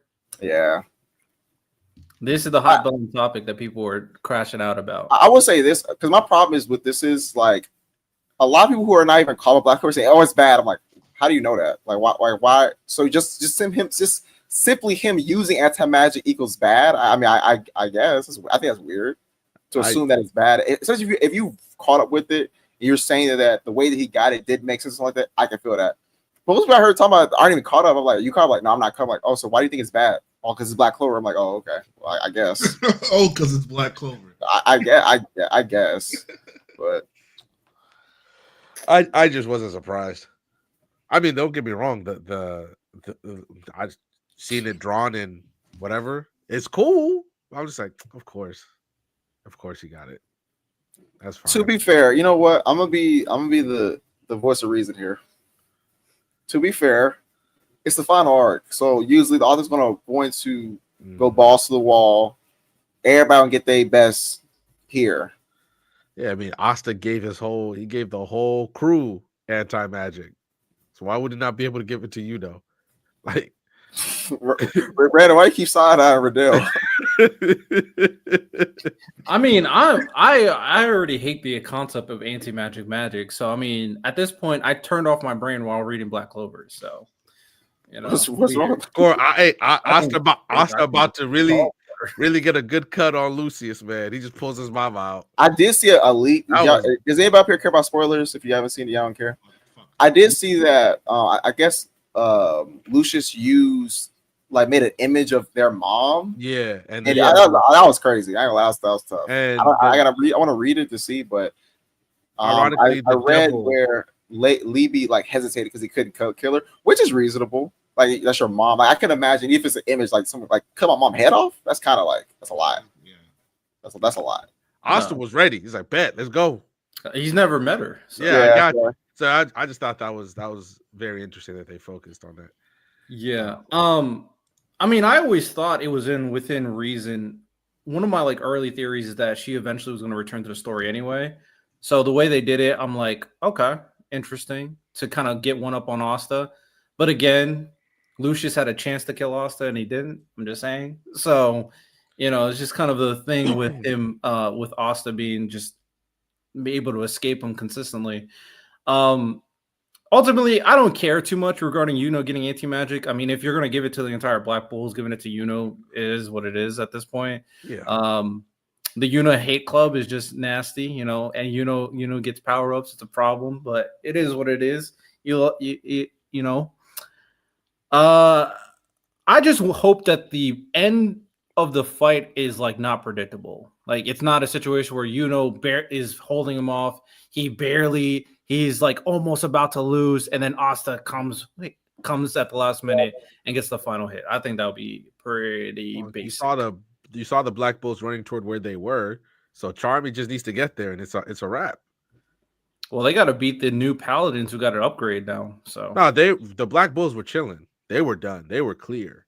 No, they popped up with everybody else, like Asir, Morgan, and them. They popped up where they died, so they're still around the same people that they fought. Yeah, but I'm guessing they can't just pop up to Lucius until they get past these Paladins. Steph Curry left in second quarter, will not return. Yeah. Wait, why? He his hamstring. Hamstring? God, bro. Yeah. The NBA playoffs, bro. Will he be out for good? He's not coming back in this game. No, I'm saying hamstrings are weird. Hamstrings are weird, Ty. Yeah, that's what I'm saying. It could be really bad, but it could also be just this game. I don't see him playing the next game either. Remember, now they're playing every other day, right? Yeah, they are. Yeah, so he might miss game 2. I think that you want to give him the extra time too when you travel to for because they take an extra day between days of travel. Just say hey, Steph not coming back till game 3. That's actually a big blow. I wanted them to lose, but I hate when it happens because of injury, though. Anthony Edwards has 1 point. I saw, Hey, I don't know. I don't know. Draymond got 16. Shout out, man. Draymond was watching. Big man. I'm kind of watching. Draymond hit 5 threes in the first quarter. I was like, all right, bro. All right. Anyways, generational game about to happen. If Rudy Gobert can have it, Draymond Green can have it. I don't get why niggas turn into trash when they go against the Warriors, bro. It's just something about that black magic, bro. Something about it. No, that's good magic. That's white magic. That's what you like to see. Real? All right, bro. Yeah. Why you say white magic? Oh man. I want the Warriors to win. Oh, the problem is they I don't. That first quarter was some of not NBA. They were just turning the ball over. Oh yeah. They're gonna fight. By the way, did y'all see the segments where it's who would you rather have to win a championship, Luka or Ant-Man? Honestly, that's not a crazy question. I'll be honest with you. Ooh, I'm not just going off this. I think Luka's a better player overall. Oh, Nas got hurt. What? Yo, who got hurt? Nas Reed. Is how bad is it? Is it It's his ankle? He's on the bench, but I don't know if he's played anymore this game. Yo, what's going on? Well, I was saying, Riddell, Luka, it has a higher ceiling, but I do think that Anthony Edwards higher floor.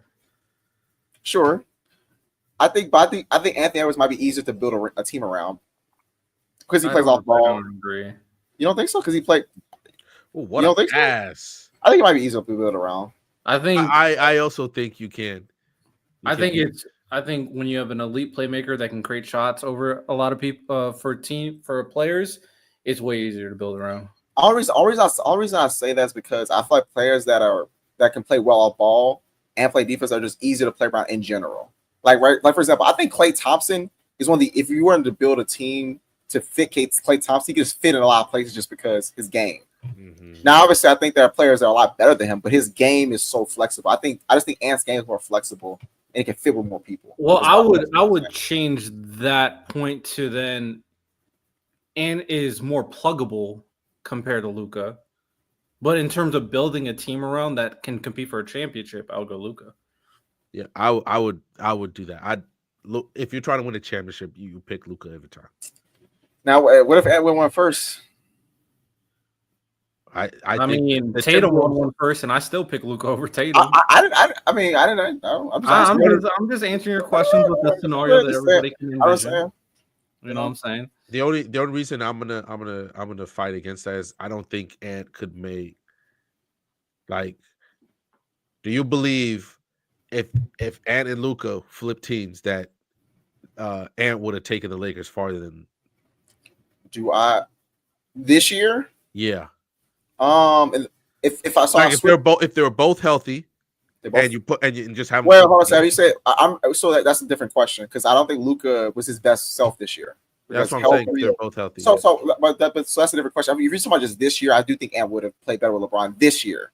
Not in general. The way if I'm taking up how Luka played, who wasn't in the best shape, who had missed a lot of time this year, I don't think Luka played like Luka this year. Like I don't think he did. I know he didn't play like Luka, but he still played at a high elite level. And if he played for 60-something games, he would have been first team All NBA. I don't think. Yes. If you said, yeah. Who above him? If he played 65 games. If he plays 65, yeah. I think Donovan was making it no matter what. He's not making it right now. Giannis. No, Giannis, Jokic, Tatum, and Shea. After those four. Okay. Who's Donovan Mitchell had a fantastic. Donovan might not make it this year. I don't agree with that. You don't think he was first team this year? I'm just thinking. I'm just thinking of the teams in my head. Because the people who could make first, there's conversation with Donovan for sure for being the best player on the best team, but he didn't have like this crazy performance this year. And then we got Ant, we got people who said Cade, we have Steph. Jalen Brunson, him too. He's a guard. For the regular season. I think Brunson would have made it over. I think Brunson and Shea would have been the two guard spots. I do think that. Well, it's positionless. It's positionless. Oh, they thought they did do that, didn't they? Yeah. But that still would be. I think Brunson, Shea, Jokic, Giannis, Tatum, and Tatum. I honestly think that he wouldn't have made it. I think Luka would have been over Brunson if he played 65 games this year. I don't know. See, I think narratives are clowning how well Luka played this year. I think. See, this is my thing, bro. I know people love the narratives, but Luka actually still played elite basketball this year. Nobody's saying he didn't, but Brunson was magnificent. Brunson was very, very good. And I'm more so talking about when he got on the Lakers because I think that he was he wasn't really healthy, and he took time, and he struggled a lot for his standards. Again, this here's the thing, right? When you best on a team, we hope you do get held to different standards. When you're a generational player, like I can look at like Bron in his prime. If he had like 5 straight games of 25 and 7, you're like, or more so like let's say 24 and 6 or something like that. We were like, is Bron okay? Because he's Bron. Luka, we expect 33 and 9 because that's what he is. If he's give you like 27 and 5, you're like, is he a little off? Like he's just that good. So I think he struggled actually when he got to Lakers. I think when he first arrived on the team for like the first couple of games, he struggled. I agree. After he got adjusted to the team, he's been elite. So I don't know. My thing, that's why I said if he plays 65 means that he's healthy, but he wasn't healthy. So like, yeah, of course he's not gonna make All NBA team this year. I just think if I take this specific series, I don't know because Ant went crazy this year. I mean, he had a bad game 5 as far as like shooting, but he still played like good basketball. He did, but the reason why the Lakers lost was mostly like other parts, not Luka. They had no center. They couldn't rebound. Defensively, it was a lot on Luka. But nobody on the Lakers could keep up with Ant. He was taking everybody's ankle. Now, if we switch teams, the Ant would have to face a harder defense, which, you know. They legit had no center, so they had no interior presence. Jackson Hayes was unplayable, so they were getting rebounds consistently. Austin Reeves did not have a good series at all, and LeBron didn't have that great of a series until some moments here and there. Like they just weren't Do you think Luka played better than LeBron overall that series? I don't think he did. I don't think he did. Okay. All right. Well, with that said, I know Random wanted to talk about the new game. Yo, Miles. Was it Claire Obscure Expedition 33? For those of you that know, if you got an Xbox, it's free on Game Pass. It's only $50. It's on sale everywhere. And it's made by like 30 people that left Ubisoft who used to work on Assassin's Creed. Miles, this is one of my favorite turn-based RPGs of all time because it's not that. I think they legit low-key revolutionized this shit. The fact that with the parries, the jumps, the fact that it's all dependent on your skill, bro, when you're playing defense. You dragging it. I'll say this. They did what most gaming companies don't do. They looked at the genre of the game they were trying to make.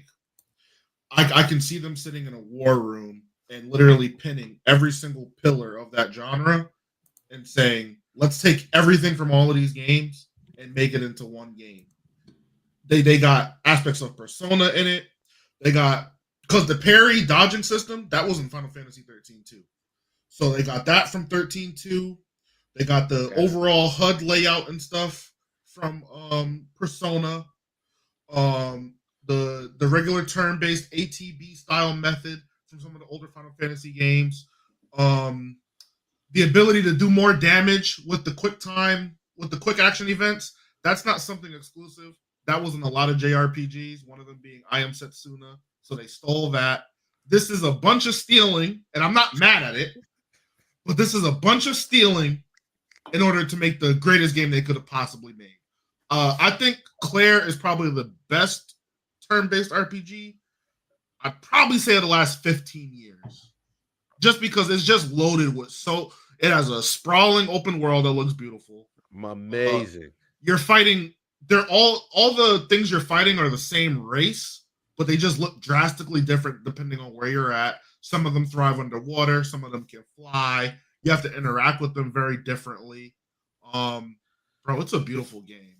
I don't really give 10 out of 10s on games. This might be a perfect game. The narrative's good. The music's good.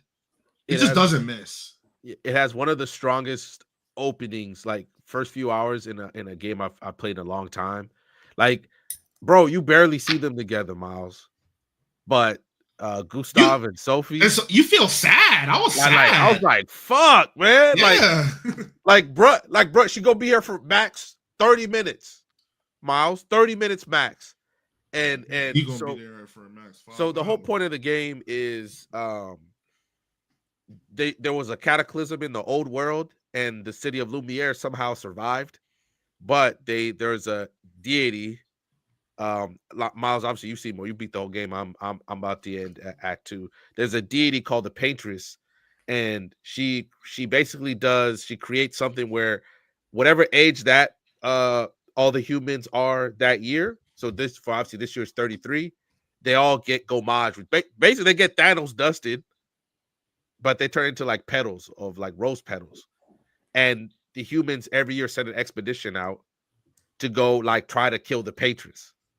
And bro, with Miles, when you're going through the world and you just see like all the different, like all the bodies, all the flags, like you like, bro, you start learning how all those other expeditions happen.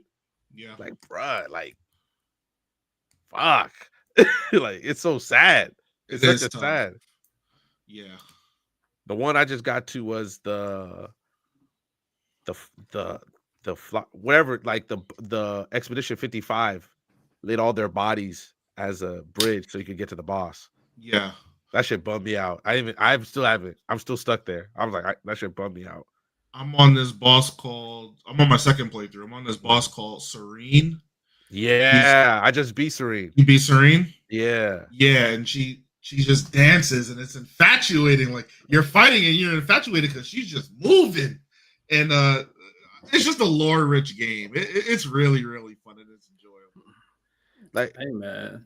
I think it just shows fans that you don't need like the fucking 10,000 people to work on a game. Like, they took their time and they made something great, man. Like, you don't need 10,000 people to make a great game. You don't need it to be that expensive. Like, and you also don't need to hurt the people who are gonna buy your game. It's like a perfect mix of stuff. And the fact that, like I said, Xbox people, you can play this game for free. I bought it, Miles. I bought it too. I bought it. I bought the game for $50, and you're getting all this. How do you feel about that one fucking boss, Miles, that keeps jumping, bro? Oh, the Rock, the Rock nigga. Like, he made me work on my fucking parries. So I beat him on my first try, but I thought it was a meme. Yeah, I'm parrying. I'm like, man, is this guy gonna stop? Yeah, that shit's hilarious. So Rendell, it was just a rock, and picture a rock doing what only a rock could do. He's just slamming himself on you over and over again, and it just doesn't stop. He does it like at least 25 times. So I beat it on my I beat it on my second playthrough. The first time, Miles, you just don't believe it. Like, bruh, like, come on. Like, I was only dodging too. And eventually I was like, let me start parrying these things because I want to be able to hurt the guy. And when I'm telling you, bro's going up and down 10 times, and you're just stuck there. There's nothing you could do. Fuck that boss. That's one of the few bosses I was like, I don't like this. I like the character, like how you're able to build your characters too. I think the Lumina, not necessarily to pick those, I think that's okay. Even though endgame to pick those get crazy with the amount of stats they give. Yeah. So I'll let the people who aren't in endgame know how you allocate your attributes really doesn't matter because late game, the pick those do it all for you. You'll have a pick though that gives you 1,500 attack power, for example, just to throw some numbers out there. That's ridiculous. But the Lumina is where I think the game really shines because you're able to just stack up all these passes, and at round start, you just see all these effects go off at one time, boosting your character's capabilities and stuff. Now that is something I don't think I've seen in another RPG. So Riddell, to give you an example, like, okay, you just start a random fight, you get powerful, which gives you like extra damage, shell, which gives you extra defense, regen, which automatically regens your life. Then you get do you do the ones that give you extra AP at the start? How many of those do you use? So I have so for Mael, because Mael's my main damage dealer, I have her start. She has Energize +3, Energize +2, Energize +1, Energize +4. You're just dropping Rain of Fire because you can, bro. That's crazy. Yeah, I just let because she does all of the damage, and then she has this thing where at the beginning of a fight, if she has more than 80% of her health at the beginning of a fight, she automatically casts Shell. But her weapon, if she has Shell active, she gets 20% damage as well. So I have that. And then for everybody else, so like Verso, I don't want to spoil anybody, so I'll just say you get a new member named Verso. I have him always set to play first because you have to build his rank up. And then Loon, I just have her with a bunch of I have her do damage, but it's mostly like fire based. And then I have like heal share, stuff like that, just so I can heal the party and they all get some of the healing stuff. See, Loon is my favorite. Like, she's basically like, what's the best way to describe it? She's like, remember when Invisible Woman first? No, remember like a good cloak and dagger. That's how my Loon is. She's like an all-purpose. She's great. Like, her and Verso. The way I have it is, I never heal Verso anymore because you know that one thing where if the enemy's on fire, he gets a certain amount of health back, and then when I heal myself, it does double heals. Yeah. It's like you could legitimately make it hell for any kind of boss, but also at the same time, the way the system works, like I beat some bosses, Miles, I had no business even attempting to fight. Yeah. And I just through patience, maybe because I'm playing Elden Ring again, that I'm like, I'm fucking man, we're gonna work this out. I'm gonna be here for an hour. Yeah. It's just one of those where I don't think you can go wrong with this game. Like everything works great. Like I have questions about CL and Luna, because I'm like, what's going on here? Nothing. Like they have their interactions are very interesting to me. Nothing, but Verso's getting all of the cheeks though. Absolutely. That. I know CL just said what's good, basically, at camp. She said, what's good? He said, I bet. He's like, is that a yes? He's like, of course. By the way, pretty cool customization too. I know it doesn't really mean anything, but the fact that you could just kind of just run around and run into something dumb. A lot of hair choices though, Miles. Yeah, I think a lot of everything though. It's a lot of outfits, a lot of hair. It's refreshing. I got Luna in a little bikini. You know how that goes. Going in. But I got Mayel. I got Mayel in the classy dress outfit. Yeah, it's just fun, bro. I'm having a good time. I got the deluxe, so I got them all in that all white suit with the rose like ensemble. Oh yeah. Bro, even Momoko he got his hair braided for that. Yeah. For that I said, yeah, we clean right now.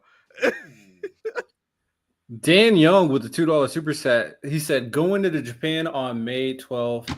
Thank you guys for all the content. Appreciate you, Dan. Hey, go get lit, my boy. Hey, don't get too lit though. You know, get too lit. Just don't become a menace, bro. They don't like that, and don't make it harder for even us because I want to go one day. It's already tough enough out there. Johnny Somali made it hard for all of us. He was wilding out there. Bro, he going to jail for at least a decade.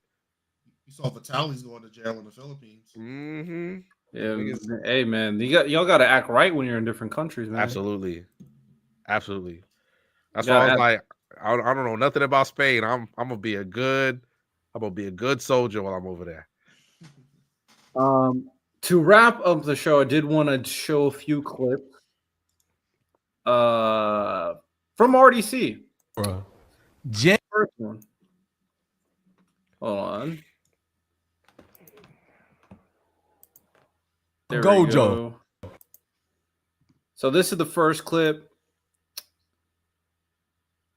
Who has more aura, Jinwoo or Gojo? Oh, who we going? Who we going? Just start left and go right. I'm going Gojo. Who you going? In the show, right? Nigga, just answer the question. Who has more? Yeah, in the show. Gojo. Oh, okay. Gojo. It's Gojo, without a doubt. I'm going my dog Jinwoo. Yeah, I'm going to Recency bias. You still skip me? That's crazy. Listen. No, that's not Oracle. It's Gojo. What? It's Gojo. He skipped me. No. I ain't going up against Gojo. Go ahead, my fault. Hey, look, so right out the back, I'm with Tony because y'all do got recency bias. It's not recency. But y'all are always with recency bias. Not recency. You and You think Jinwoo has more too? Yeah. Are you crazy? You gotta look at it like this. Gojo don't even got the most aura in his show. It might be Todd. It might be right here. What show did you watch? Sukuna, Because Gojo don't got the most aura in his show. So Sukuna don't got no aura. Sukuna crying because We never said he didn't have no aura. That nigga literally. Spoilers. So the question, who has more aura, Jinwoo or Gojo? We all know how I got here, man. It was hating on Gojo. I'm gonna do it again. It's Jinwoo, man. To be fair, some of Jinwoo's best aura moments haven't been animated yet. My thing is Gojo, and Kai touched on it in the comments. God. Gojo just has some moments where he loses aura for me, bro. It's just you just see you get split in half from the waist up.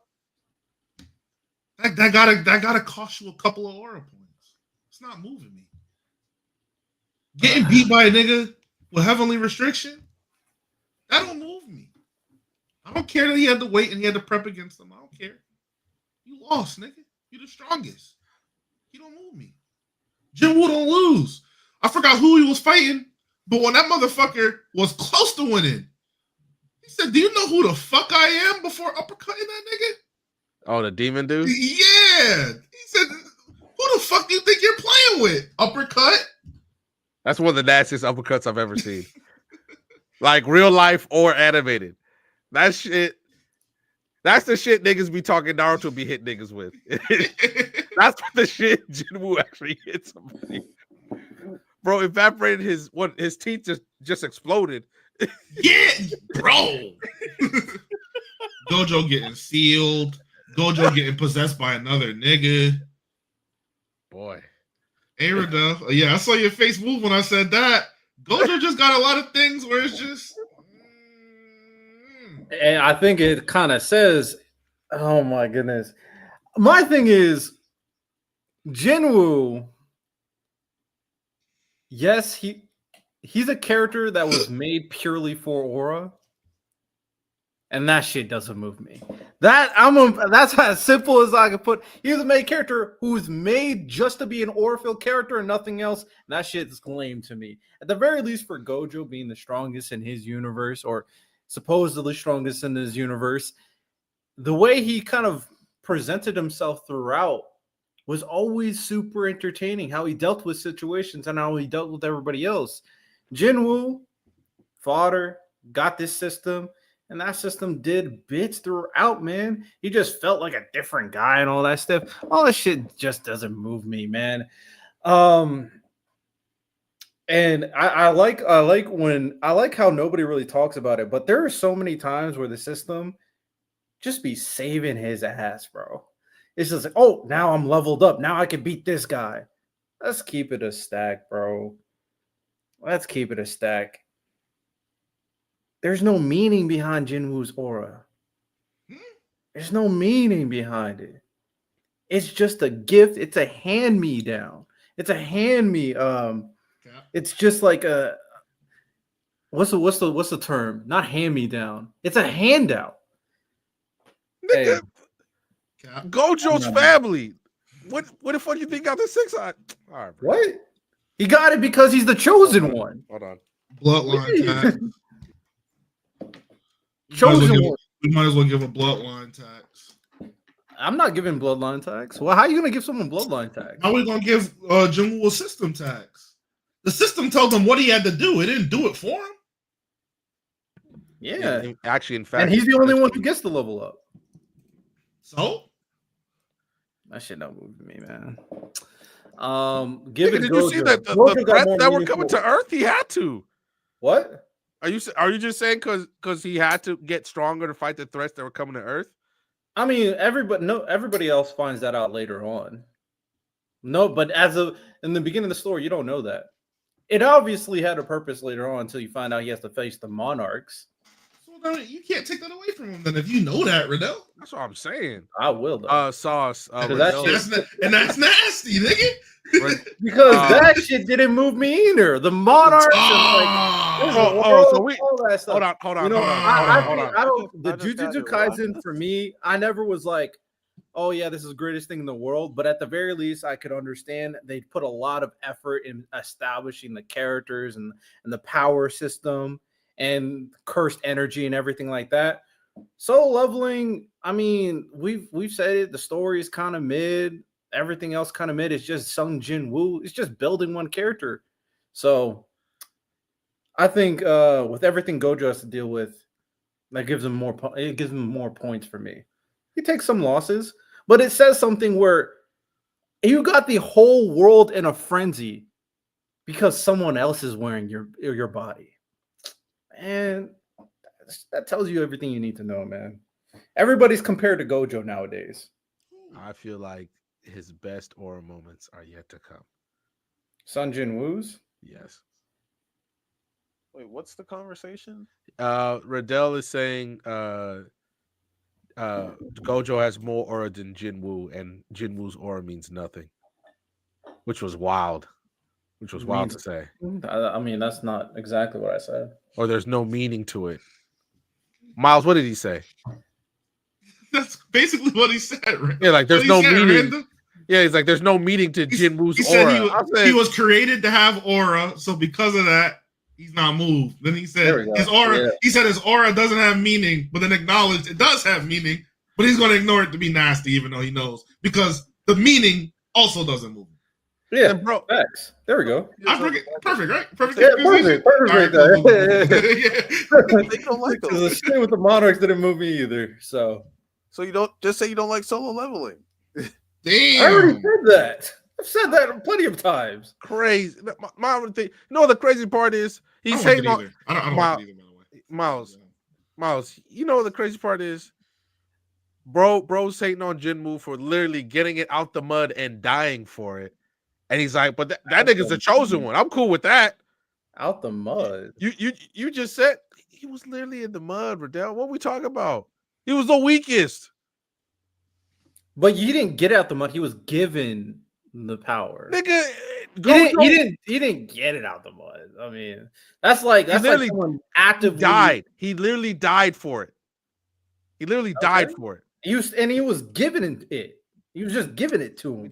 He died and then got it after he died. And then, and they just gave it to him.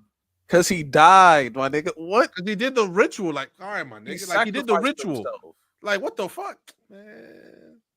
When you say the term "get it out the mud," that means you do things very purposefully to grow stronger in a very He specific literally way. killed himself. He didn't know he was gonna get given a power. But He even didn't after do that, anything he for literally it. did. He just happened to do the ritual and just happened to get the power. Yeah, he made the ultimate sacrifice without knowing that he was gonna get a reward. He did. So he didn't get out the mud. It just worked out for him. That's it. It worked out. He's the only one who did the ritual, Riddell. Yeah, it worked out. That's called convenience. Convenient. It worked out. Yeah, no, he's being nasty. He's just being. It did. It legit just worked out for him. I mean, that's just true. You got it. You just being nasty. Even after that, he did everything you just said. Getting out the mud was. He literally moved with a purpose to get stronger. No, he did that to Don't get me wrong. survive. I get why some people don't like solo leveling. I do, but I definitely get why some people don't because of the art. It's just like aura farming, and it's like shallow in a lot of ways. I get that. Just say you don't like it, Riddell. You don't have to be. I mean, I don't. My thing is, I find it more when it comes to aura. I mean, if you want to use objective measures, the two things that I care about is like how you're giving your aura and like the aura impact. I guess is another term where I'm just creating on the spot. And as of right now, to be fair to Sun Jinwoo, solo leveling just got here, but also Jujutsu Kaisen only has a bit more story. Like solo leveling has 2 seasons. JJK has up until the Shibuya arc, which is also a very important arc. No denying that.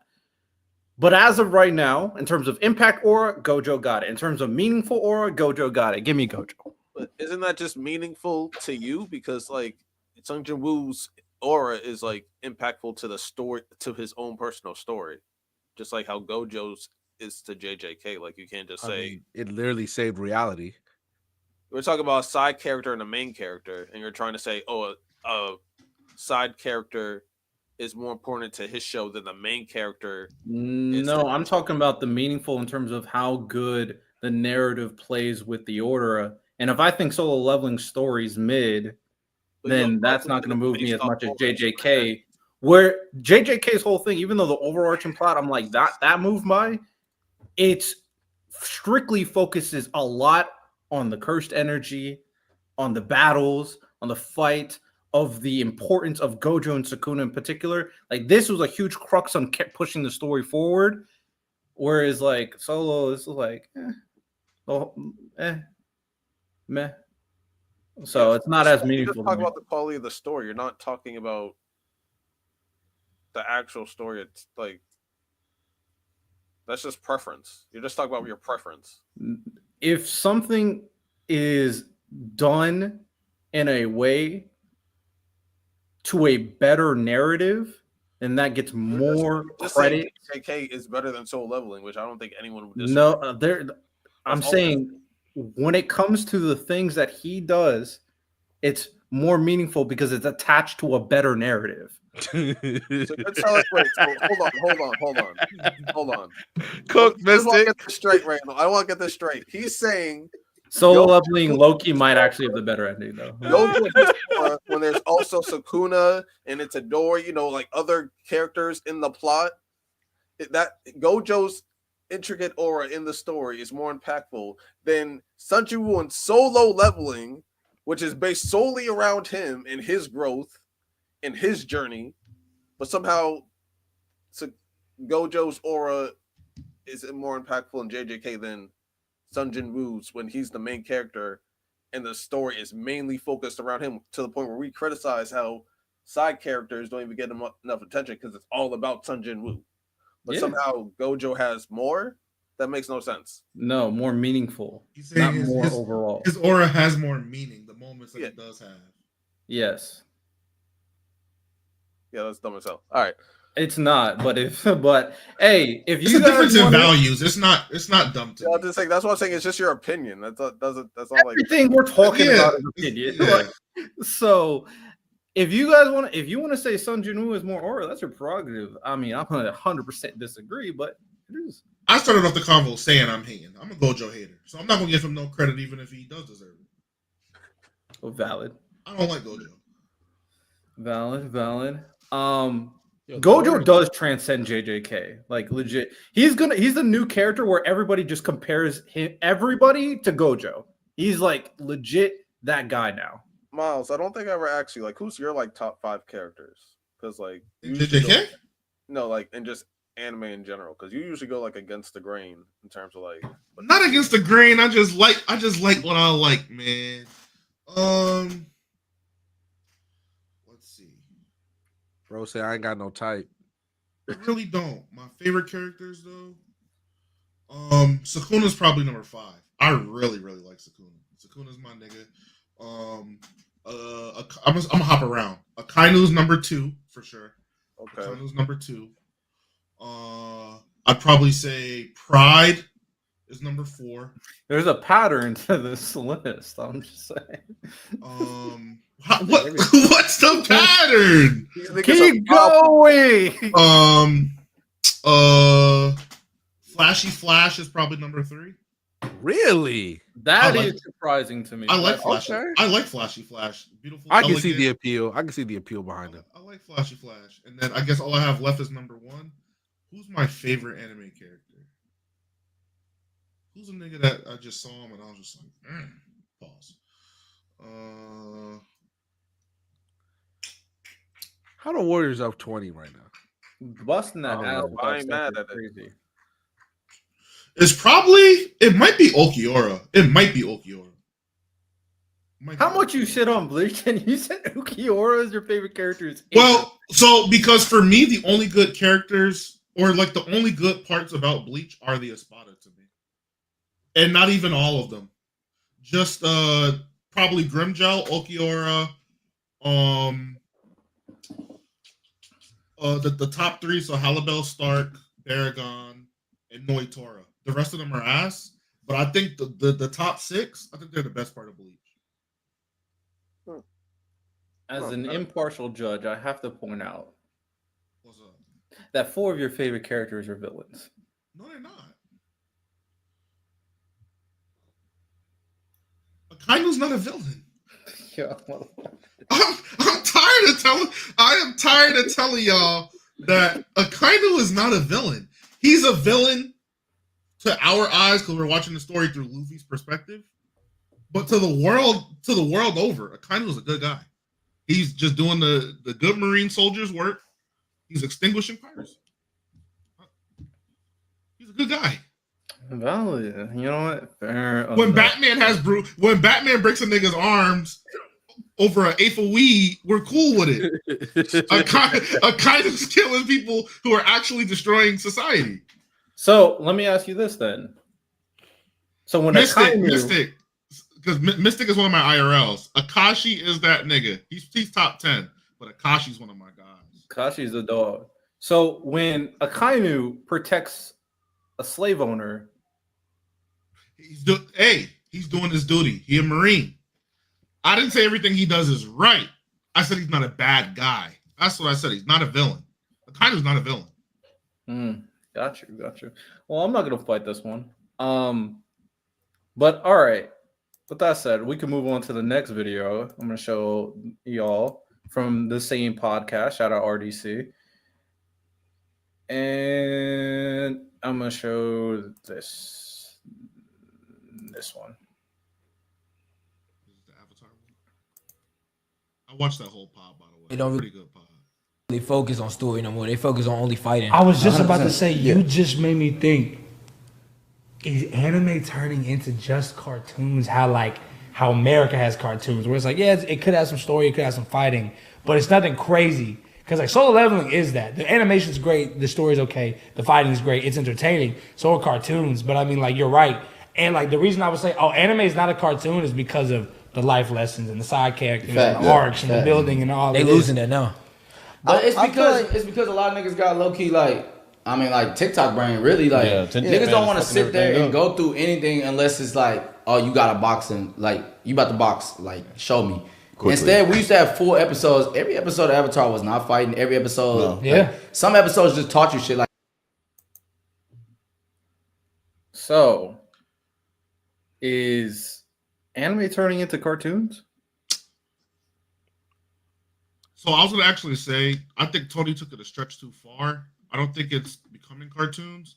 I just think in general, people just want more action-oriented, like anime shows in general. I just think that's what the casual watcher is more inclined to, the action.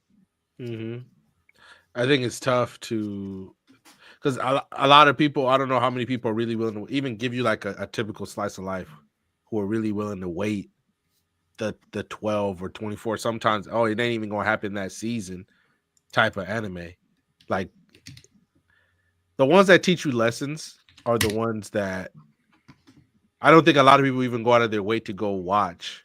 Miles, like Vinland Saga was able to crack that mold, but how many other ones? Obviously, I'm not saying they're as great, but the ones that are trying to teach you lessons and all that, but they also have a lot of things that are also kind of like short and sweet. Like for instance, somebody made an anime at the end of 2020 to tell people to lose weight.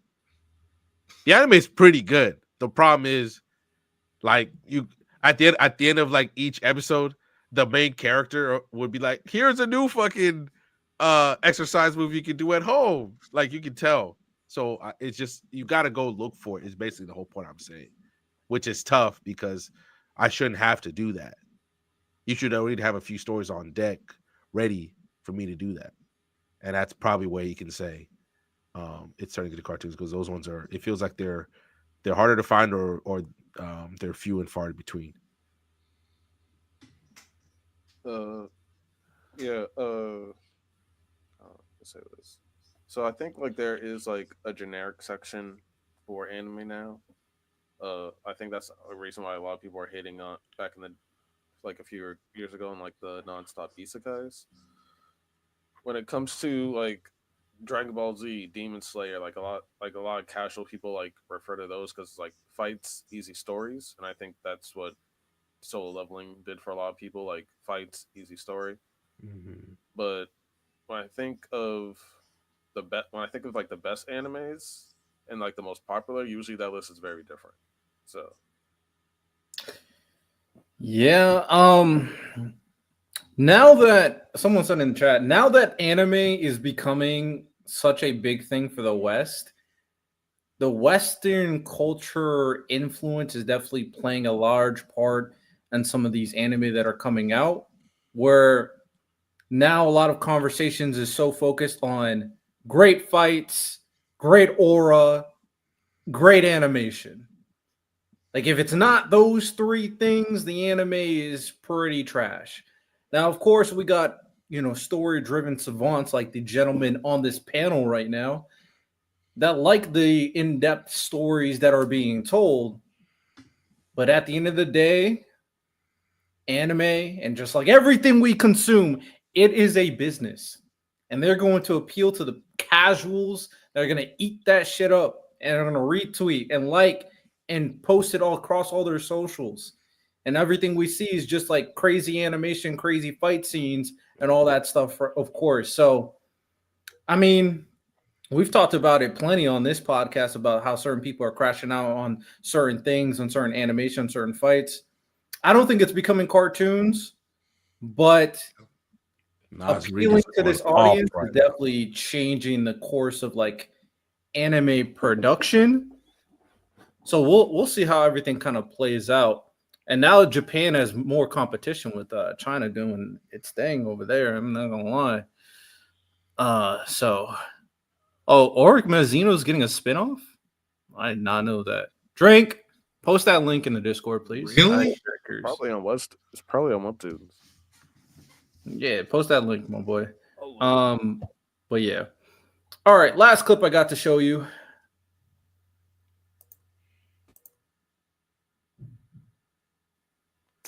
I'm mad. I'm gonna watch this Like, Karate Kid. length of an anime these days. What are you saying, Random? I said I can wait. I can wait till after this. This is more important. 2 questions is, what is the perfect like length of an anime these days? And how do you guys feel about the movies that I almost said DreamCon. The movies that Demon Slayer is going through, like they're like stopping the show of it and creating a movie out of it. Like, how do y'all feel about that? Me personally, with about the movie in general, it's a lot of fights that have to take place. Yeah. And me personally, I would rather them do episodes because these fights, somebody's gonna get hold in this fight. One of these shows is gonna be quick. Yeah. It's not gonna have the same impact. Yeah. And there's 2 movies coming out. It's not even just one, so it stops again. It's 2. I Yeah, thought it was 3. Is it 3? I think it's 3 parts. it's Arc 3? being made into a movie again? Yeah. I think it's 3 I don't parts. like that. I don't like that I either. don't like that either. I think obviously it's a better way for them to make money. Yeah. Mhm. But like Demon Slayer is already one of the most popular shows. Like, I feel like just trusting the process and keep dropping the episodes. Didn't bro. they start the I feel movie like thing? it's- Yeah, like this Started is the the movie thing, first. Like Naruto had non-canon movies, but this is the first we've seen an anime go, all right, fuck the show. Fuck We the switching show, the we're movie. They did that Yeah, with Akaza and Rengoku. Yeah. I feel like anime is like low key forced to do. It's just like the amount of competition with media in general. They're competing with so many forms of media now, as opposed to back then. They just have to speed everything up, like be more easy to consume now. So then the next question is, what do you think a perfect like sized anime? Let me get this one. About I think Hunter x Hunter and Black Clover kind of mastered it. I feel like 100 and Black like Clover. 160, 140. Yeah. I feel like that's a good pace because in Hunter x Hunter, I felt Kurapika pain. I felt Killua when he was getting like his whole family problems and everything. Yeah. And when Gon almost died, Yeah. that hurt. I And think then Killua's sister Aluka, we only That seen her is for a true. couple episodes, Yeah. but bro, no, they're really good at showing emotion. when they had that heartfelt like talk where he was like, "Oh, I've been a bad brother. Yeah. I'm sorry." I would I even. feel like you could put I enough feel like in there. that should be a good length for a long anime, but Yeah. for like the 130? I feel like Yeah. 60? Some of the I matches that hoe. I was about Yes. that was Motherhood like is 64 episodes, and I think that hoe is Yes. like That's- it taught like it was able to go through the whole story and not feel rushed at all. Those are 2 great questions right there. What? All right, I'll bring Ty back up once he come back. I don't know what he's doing right now. Oh yeah, 2 great questions. Best length of the episodes and the value of anime movies. What do you think? I think should we just tackle the movie one first? Because I think that one's going to be the easier one of the 2 to talk about. Go for it. I mean, look, it's the most, I guess, Western type of thing I've seen a movie or at least a anime studio do. But I think what tells me why they're going to treat each fight with respect is that they said they're going to have 3 movies. So each fight, theoretically, you like to believe will get its own time to shine while also moving along the plot. Because if you really think about it, if they made episodes, do you think that entire last part is that 2 seasons? When do you decide to stop? Put that comment up for me, Angie's. No, Angie, you're absolutely right. She's absolutely right. I would also prefer if they did it in episodes. But then realistically, when would you end? Actually, you know what? That doesn't even matter. It doesn't matter because they want to make money hand over foot. But look, if this works out, if this makes the amount of money that they believe it's going to be, a lot of people are going to do this because technically you should have had the natural progression when Attack on Titan said we're going to do our final season in 3 1-hour blocks, whatever that was. I thought that was going to be the next thing that anime were going to do. And then Demon Slayer said, no, we're gonna make 3 movies out of it. So they basically just skipped a step. If you guys get what I'm coming from. It's also like getting into other animes like Don to Don. Like they said, the first 3 episodes is the movie that's coming out in like the middle of June. That was popularized by Demon Slayer. Demon Slayer would do that. Yeah, did that with every single one of its seasons after one. But if it's the first 3 episodes and they're just making the first 3 episodes of a season into a movie, that's just a cash grab. Absolutely. And I fell for the first one because I was like, bet we about to see some shit. And then after that, I was like, don't do it. There's no point. There's no point at all. Yeah, it's 100% a cash grab. I will say I do like how some of the movies improve, make sure that the product that they're putting out in terms of animation is usually top tier. So I give a lot of credit to that for the most part. I'm okay with anime movies for the most part too. I don't mind them using movies. Also, now that I'm a adult, all right, I'm a working adult with a very busy schedule. Watching a movie is way easier for my schedule compared to watching a full season of anime. To be fair, I've already read Demon Slayer, so maybe I'm not the best litmus test for this, but as long as they do it right and don't leave out any important context and story, and I'm cool with it. Also, retcon and maybe even improve the ending as well while you're at it with Demon Slayer. I'm vehemently against anime movies that aren't completely original content or basically just completely original content, whether that's in the form of like spin-offs, a brand new story, things like that. Because to me, it just seems like you're trying to milk the product, no matter how you slice it, for money. I don't think Demon Slayer would be around a decade if it wasn't for them. Like, it would be popular, that's not what I'm saying. But as far as still pumping out content for a decade, there's no way Demon Slayer should still be the talk of the town in what's going to be 2029, because that's when the 3rd movie's probably coming out. I just think they're running up that check. That's what it sounds like to me. But if you're the One Piece movies, non-canon, some of the stuff is canon depending on how you look at it, that's cool. The Naruto movies, Bleach movies, original content, for just running it up for shit that could be in an episode, and we can wrap this shit up and keep it pushing, I'm good. Like Slime has had a couple of those where they made straight up original content and just decided to turn some of it into canon. Overlord just had a movie like that where it continues a story, but it's its own thing. They did it right. So I like that. I think it does set a really bad precedent where I take Miles' stance if it's going to end the story. It's like, why are you doing that? That's where I'm definitely straight up with Miles, because now you're not even hiding it. I mean, I would be there if they take a long time in between. Like, I mean, in that situation where you're forcing people to wait a long time, 100% with you. That is annoying. That's unnecessary. However, in terms of a piece of entertainment, I feel like there's nothing wrong with it. Unless you're leaving out important lore and then important information. So, all right. Do we know if it's going to be a long wait time between all these movies? It's, I think, at least 2 in between. 2 years. 2 years? 2 years in between. Each movie? Yes. I believe so. No, that's insane. Demon Slayer came out in 2019, boys and girls. That's insane, actually. 2025.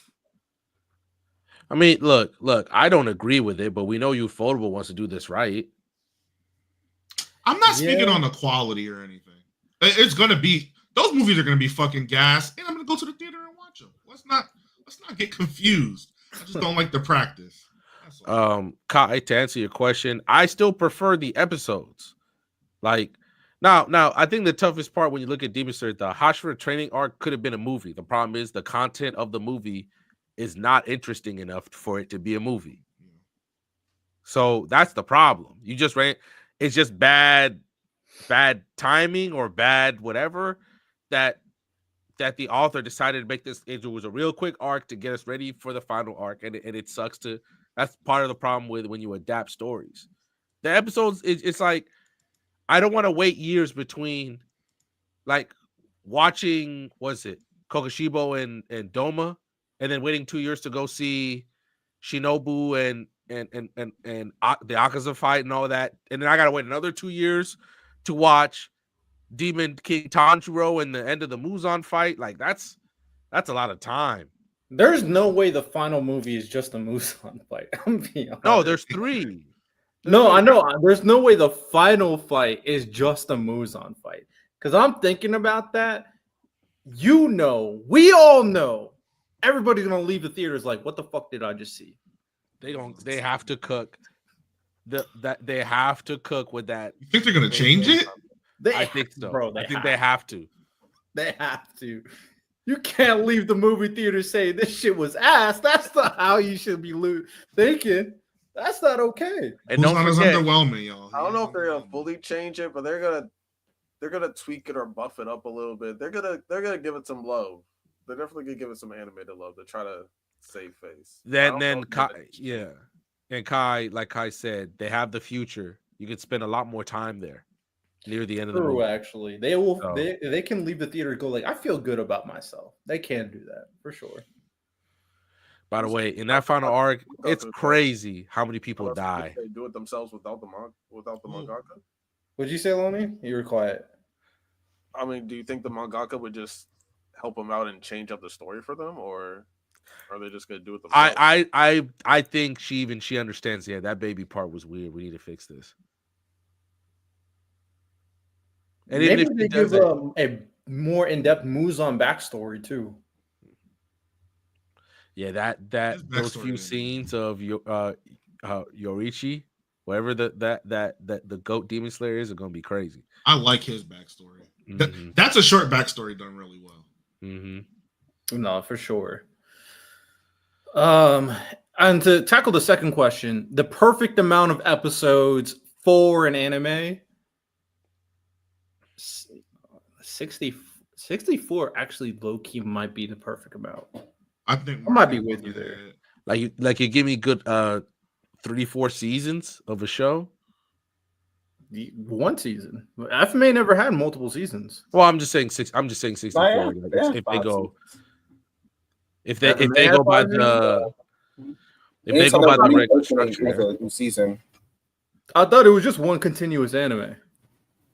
I mean, it's 5 seasons, but they're just like shorter. Oh, I just meant like, because I wasn't watching it at the time it came out, but I'm just referring to like one continuous anime viewing experience versus wait some time and then season 2 later on. Yeah, that's what I was watching those coming out. I remember waiting for season 3. I was mad. Oh, I didn't know. Yeah, I didn't know that season, but 60, anywhere from 60 to 75. 2 of the best anime I ever seen were both 64 episodes. So that's fine. Which ones? Eureka 7 and Fullmetal Alchemist. Yeah, 60 seems like a really good amount. Once you hit 100, you're like, fuck, bro. Yeah, 60 might be a perfect amount. I mean, I will say, like, if there is big lore that needs to be fully explored, then 60 is not enough. At that point, you're going to need much more, like a One Piece and a Tower of God and a Naruto and a Bleach, questionable, but those ones need 100 plus for sure to tell their full story and the journey of the story. But 60 is genuinely solid, 100%. All right, gentlemen. Anything else you want to bring to the table before we wrap up? Xbox. $2 super chat before you talk. Angie Carr said, I feel good writing can achieve the goal condensed. Yeah. Yeah, I mean, it helps. Well, it depends on the purpose of like what you're trying to do, right? Because One Piece wants you to understand so much lore for the overarching narrative, so you only can condense that so much. Who were Randall? You're about to say something. What were you about to say? I would like Xbox is cooked, but we can talk about that another day. All right. Yeah, it's a damn shame. They were having trouble selling consoles as it was, so now they might as well just put a nail on it. You might as well bring it up. You're already talking about it. What are you referring to? Xbox raised their prices, I think, like a week and a half ago, and I'm not mad about the changing in price. I'm just mad about what it absolutely nails, like the final nail in their coffin. The next one that they make, the next console that I believe that they make with Steam, is going to be the last true console that like Xbox makes. After that, I think it's more of a Steam thing. I agree. Because you've noticed they've given away all their exclusives. Now you'll be able to play Gears of War and Halo on PlayStation. And sure, that's cool, you know. They're not selfish. I think they understand about that. They gave up. Oh, I'm just anything that I can flame Sony, then I'm here. They gave up. They gave up. They hit Game Pass. Game Pass legitimately carried them. Game Pass was amazing. The fact that PlayStation can't just copy it in a way that works makes me laugh all the time, because I don't think it's that hard. But now they've waved the white flag, Riddell. I think they're just they don't need to be in a console war with Sony, though. They don't. That's also the truth, Riddell. They don't. They don't, but and trying this new route with I've only heard rumors, so you guys can correct me if I'm wrong. This is the only route they had left. But making a console that's basically a PC is kind of crazy. Yeah, and that's why Steam will be in the long run the ones that get to take advantage of it the most. Are the ones they're the biggest winner of this deal. What the hell was that, Rudy? That shit is gonna be a console with Steam on it. I don't know why they're trying to push that PC narrative to get people all riled up. I mean, that's huge. PlayStation can't do that. I mean, they're gonna force PlayStation to change. Them Japanese people ain't changing. Yeah, they only can change so much. Xbox is backed by Microsoft. Microsoft is a computer company first, anyway. So yeah. It's like, this is online with brands. Sony is like an entertainment company. So if they want, they can dominate. They can be basically. They're just combining two of the things that they already wanted to dominate in console and PC gaming into one thing. It ain't the same. They did not dominate no console gaming. I mean, they did what they did their thing. Well, I'd say they were in the lead if you're talking 360 to PS2. They had one generation. And then after that, it's a wrap. Nintendo had like 30 years, and PlayStation had 2 generations. Mm-hmm. Yeah, whatever, man. All I know is Xbox did their thing. Now they want to bridge the gap. I ain't mad at the strategy. We'll see how it plays out. It's a smart business move. I think them retreating to the cloud-based model they're already doing and just combining with Steam is obviously the smartest move. They specialize in computers. Steam is made for computers. Fine, but I hope y'all know that those Steam games are going to be coming a year late. Like, there's a lot of stuff attached with Steam that people aren't aware of. They think, oh, I'm getting a console, I'm getting Steam, I'm going to have a PC. There's a lot of bullshit associated with Steam, too, that y'all are going to have to come to grips with. But smart move by them. Also, you just have to understand some of your favorite Steam games ain't going to play well with that Xbox. Not at all. Not at all. We'll see how it plays. Hey, you don't know what they're going to add to it to try to make it compatible. I mean, we'll see.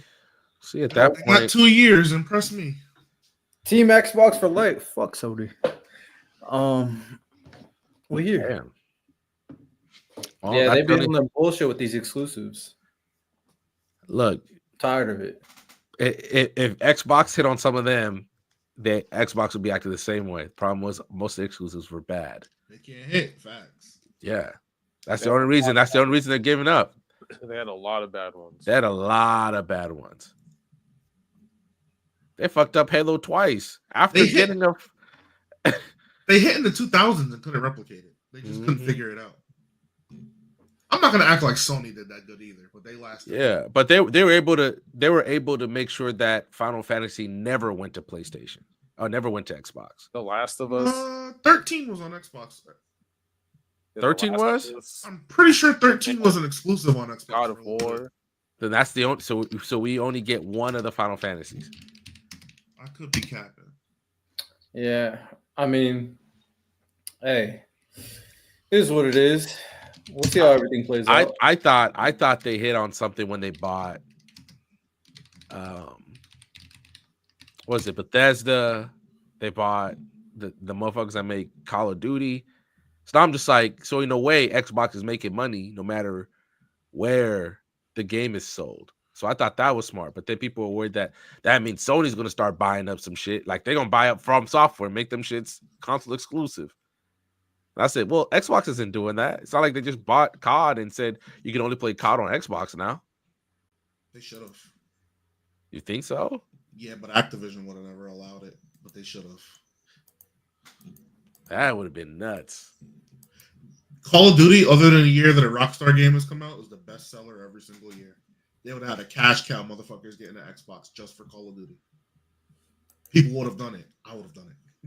I would have done it. For Call of Duty, 100%. And people would have went crazy for Call of Duty. Yeah, I don't see the appeal, but that's on y'all. Y'all got it. I mean, you get to shoot people. Up. Yeah. You know how people are, man. Come on now. $2 super chat by Angie. What's your anime guilty pleasure? Mine's Blue Sub 6. I have no idea what Blue Sub 6 is. As a person that's anti-gooner, my anime guilty pleasure is Campione. It's all goon. Oh, you talking about that girl from fucking France or Paris or somewhere? And he has the harem of female deities. Like, absolutely. And they kiss him and he gets their powers and all of the kisses be anyways. What the fuck? Anyways. They don't even explain how the dude ends up being like you're the strongest man on the planet. All right. How the fuck you get there? They say, nah, he's just here now. Bet. I mean, Random's entire catalog is gooner material. So do you have a guilty pleasure? Chill out. All right, man. I'm just speaking facts. First of all, how it is. First of all, you act like I watch every one out there. I watch the ones that you're supposed to watch. You're supposed to watch. What does that mean? Champion. Please elaborate what that means to me. Like, what does that mean, Random? Can you explain? Please tell me. I don't watch all of them. I know about the more popular ones. Y'all act like I watch all of them. Y'all nasty. I haven't even seen School Days, and y'all want me to watch all of them? Y'all nuts. I'm just saying you got a gooner catalog. That's all I'm saying. Man, I'm not the one who got top 100 anti. Wait, when we hit 10K, that's a Patreon video, but I'm the gooner. Y'all got it. Yeah, that's someone else's prerogative. I'm trying to figure out because I hate harem anime. I hate ecchi anime. I can't get with it. I'll bring up this one. I guess this is a guilty pleasure because I kind of like it's a romance anime. I don't really watch a lot of romance. It's called Science Fell in Love, so I tried to. The season 1's amazing. So the reason why I like this anime is because I find slice of life how you locked. I'm not saying damn because it's bad. The reason why I like it is because the way they articulate romance in a scientific and logical way, I find very interesting. So that's my guilty pleasure anime right there. Now, season 2, like Random said, sucked, and the ending of season 2 was ass. But season 1 was good. So I'll give you one of my guilty pleasures is a show called Dagon Dagashi, where it's about a dude living in the countryside. He's the son of a guy who owns a convenience store, and he wants to become a mangaka. And it's barely even about that. It's about the fucking candy and because the store that his dad owns is a candy store. And all it is every week is like they just highlight a different candy from Japan, and it's magnificent. I don't know how they get away with feeding some of this shit they feed their kids over there with some of them candy. That shit wouldn't fly here. Okay, that I'm surprised that's you didn't pick a Gooner one, but I respect it. I love it's just one of those where it's like it's fun. There's a good romance story at the end of it, and you just get to learn about Japanese candy. Why not? I respect it. Lonnie, what's your guilty pleasure anime? I have a few, but I'll go with Ikentosen. For it should not a story like that should not have that much lore and like history behind it and all types of other stuff. But it has like 5 or 6 seasons and like 3 spinoffs for a reason. That shit is heat. But it's also just straight goonage. But Ikentosen. If you know, you know. Okay. They really just letting these people fight. What is that? I'm trying to find some notes for this one thing. Warriors, 2 more minutes. Finish this freaking game. Come on. By the way, Lana, you missed me my best play-by-play impression of the Pacers winning their game against the Cavs. I couldn't believe it. We just that game winner was crazy. I agree. Yeah. You made that hype, Random. I got you. The fact that because I still think the Celtics gonna win in like 6, but like the fact that like the Pacers are gonna be in the conference finals, back-to-back years too, bro. They're poisoning their opponents. That's the only way we can. Because I seriously don't think like as a team they're that good, but like in the playoffs they just be winning. I don't. Whatever. We know why they poison their opponents. Yo, this the last 3. The Bucks are. Think about it. Damian Lillard couldn't finish the series. Then the moment they play the Cavs, Darius Garland didn't play game 1, and then game 2, Garland, Evan Mobley, and DeAndre Hunter didn't play game 2. If it looks like a duck, smells like a duck, quacks like a duck, it's a person who's poisoning their opponents. That's the only way we can kind of rationalize this. Nothing else. Hey, man. Do what you got to do to win. I kind of respect it. I see a lot of Minnesota fans walking out. Only Luka respected it. Yeah, well, he should have poisoned Anthony. No, let me chill. Let me chill. Nah, Luka has integrity. All right. Does he? Yeah. That's a weird way to pronounce hookah. No, pass me the hookah. He be smoking that hookah, drinking that 40-ounce. He real American, bro. Shout out to Luka, man. He is, man. Shout out to Luka. You're right. I got one more game that I want to play before we wrap it up, because we have a Discord channel where you guys can drop something for us to react to. Someone dropped a full Watch Mojo video. We're not watching a full Watch Mojo video, but I will address the content in there. So the guy dropped a video of a Watch Mojo video of the top 10 best choreographed fights in anime. I don't know if you guys saw the image. I hope you guys didn't, because I'm gonna have you guys, you all have each 3 lives, 2 lives to guess an anime on this list. And if you're correct, $2 super chat. Angie Carr, if New York even sniffs the ECF, New York will become Gotham. Oh, you know they were sniffing after last night. How Angie know about New York? We've pinpointed your location. We got him. But she's not lying. When we won yesterday, it was fucking pandemonium. Insanity. Which part of New York are you in? Me? I live in the South Bronx right now. I used to live in the Bronx with my family. I don't know where part of the Bronx we were in, but I lived in Queens for a little bit. Yeah, he lived where it was nice and safe and warm, and where they tucked you in at night. That's where he lived. You read about the danger. I've been to the airport, Miles, a couple times. Also been to Manhattan and New York City and all those places too. All right, so here's the game. I'll be very impressed. We'll see who can win this real quick. Try to guess what is on this list. You guys have 2 lives. That's it. So You said 3, Will. You said 3 earlier. yeah, I was like 2. Oh wow, that's crazy. All right. Bro, nerfed us already, Miles. Facts. Best choreographed fights in anime. So it's about how they're boxing, basically. Not the animation, but how they're boxing. All right. Who wants to go first? Miles, go ahead. Obito Kakashi. That is on the list. All right. Random Wani, who's next? Can you do Sasuke, Naruto versus Sasuke part 2? Incorrect. Wani. Choreographed fights. Top 10 choreographed fights. Anime and anime movies, by the way.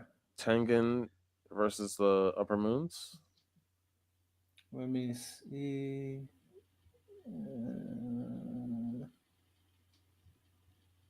You said who? Tengen? Yeah. Versus Gyataro? Yeah. That is not on here. Ty is here. Great. Ty, we're playing a game of the top 10 most best choreographed fights in anime history, anime and anime movies. Watch Mojo made the list. You get 2 lives. You have to guess who's on the list. Miles guessed 1. He guessed Kakashi and Obito. Lonnie got it wrong. Random got it wrong. Now it's your turn. I guess the best fight scenes, right? Best choreographed. So it's all about how they're fighting. Choreographed fights. Okay. Kashiro's Obito was on there. When was this list made? I don't remember. It's pretty. It's a decently recent video, I think.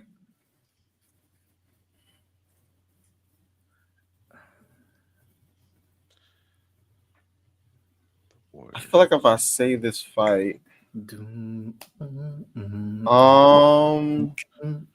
what was Sakuna versus Maharaga be on there? 'Cause I feel like it should be, but it's probably not though. I'll give you some hints along the way. It's not on there, but there is a JJK fight on this list. Oh, a JJK fight is on there. Yes, but Miles, on you. I'm not gonna go to JJK one. It's so older. Is this like a year only, or is it like any anime ever? Any anime and anime movies. There's an older anime. There's actually a fight. I'll give you another hit. There's a fight that I think it was you, Miles. It's Luo Long versus Nanao, I think. Bro, there we go. 2 for Miles is locked in. He has 2 correct. All right, hold on. So Golden State just won by 11. I saw that. The first time in NBA history where all 4 road teams won game 1 of the conference semis. Yeah, I ain't gonna lie. I hate this year's script, bro. This year's script sucks. You know, this year's script will be perfect for one situation only. You want to hear what that situation is? It is the Tatum goes Warriors back versus to back. Knicks final. No, hell. You said what? Warriors versus Knicks finals. Oh, that would be perfect. That would be perfect for you. For me, why? Because I like the Knicks and I like Steph. So we're here. Yeah, so fuck what he said. Nah, I want to see a Timberwolves and Loki and Celtics. That would be kind of tough. Yo, y'all finna fight. That's what's gonna happen. I can't believe you said Celtics with the straight face on this podcast. I don't have the hatred for Tatum that most people have. Celtics. Yeah, the Celtics. Fuck Tatum. I want to see him lose. Facts. Oh, I mean, yeah, Loki, Timberwolves, Celtics out. I'm trying to see that. Yeah, I want Celtics Thunder because I think that'd be like the best matchup. But I'm not gonna hold you. I think the Timberwolves are going to the finals. I won't be mad at the Timberwolves. I understand they just lost today. The Warriors without Steph Curry. I understand they lost today, but I think you could easily see them in the finals. Easily is interesting. All right, Random, it's your turn. You got 1 life left. Are they gonna say the problem is it's choreographed? There's old fights. Miles got 2 of the fights. Is it if you want a hint, I'll give you a hint. Can I get a hint? Yeah, I'll give you it. There's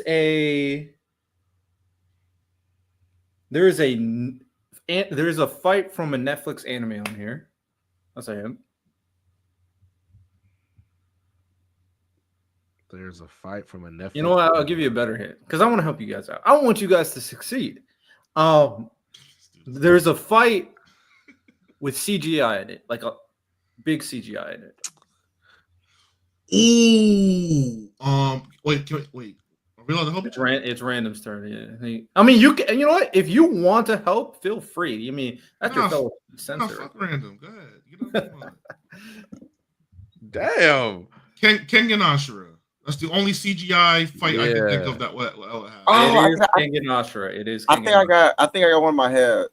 And this better be on there. If it's not on there, this is a bad list. If it's not on there. There's one that you will tie. There's a fight in here you would appreciate.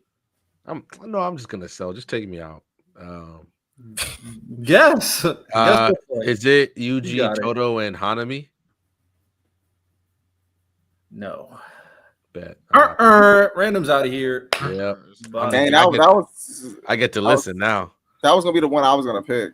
Yeah, I was thinking that one. Lonnie, on you. These not on tie. No, it is your turn, Lonnie. It's your turn. I will say this. I'll give another hint. Someone in the chat has said it. So we can look in the chat and find it. You know, I'm trying to help you guys. Yuji versus Choso. You said what? Yuji versus Choso. Ding, ding, ding. That is on the list. So we got Lonnie survives. Now it's on you, Ty. That's some BS, bro. There's another fight that someone said in the chat that's on the list. So it's either then it's either, let me see. So they said, okay, so I got to pick between Gon and Hisoka or Naruto Sasuke versus Momoshiki? That has to be on there. Get him out of here! What? That's not. See, this is a bad list. It's a bad list. It's a bad list. Cooked. He's cooked. This is a bad list. Then he's cooked. All right, so it's Miles versus Lonnie. This is a horrible list. Miles got 2 lives. Lonnie got 1. Can he come back? Miles, it's on you. 3 fights down. You got Kakashi versus Obito, Yuji versus Choso, and Anashi versus Liu Lang. You said there's one. You said there's one in the comments that they done said.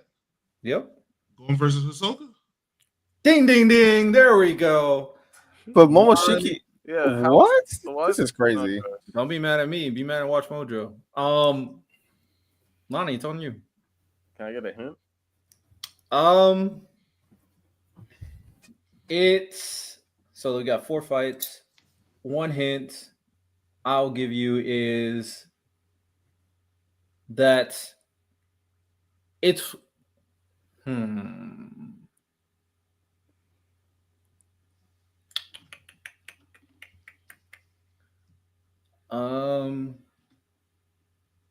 it's a big fight from a series where the creator has 2 hits in the anime scene. For the creator, what? Has 2 hits. Like he's created 2 products that are done very, very well in the anime scene. And it's a fight from one of those anime. I think I know what you're talking about. I mean, if you want to help Lonnie, you can say what your thoughts are. It might be a One Punch Man or Mob fight, which, you know what? Is it? I was thinking that fight in season 2. It was when they all jumped that dude. I forgot his name. What's the season finale of season 1 in One Punch Man? It's all Boros. Yeah, One Punch Man. I was thinking that one too. Is that your guess? Yeah. You should have listened to Ty. He was bang on. It was the boss versus everybody in Mob Psycho season 2. You know what? He was bang on. Miles losing no life. Do you want to take a crack at finishing this list, or at the very least doing a few more guesses? Sure.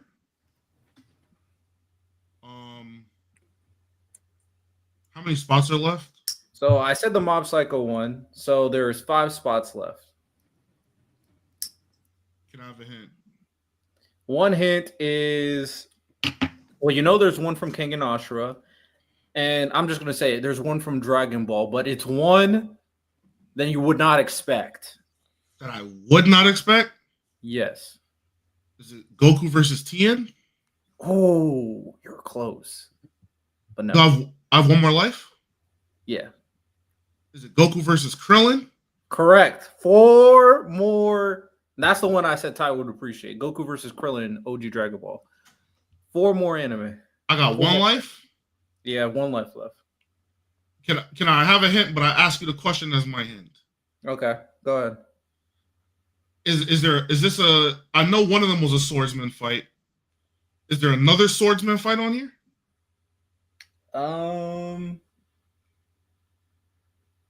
That's not one. That's not one. That's not one. Nope. No swordsman. No swordsman. I'll say one involves gun. No. Did that one involve guns?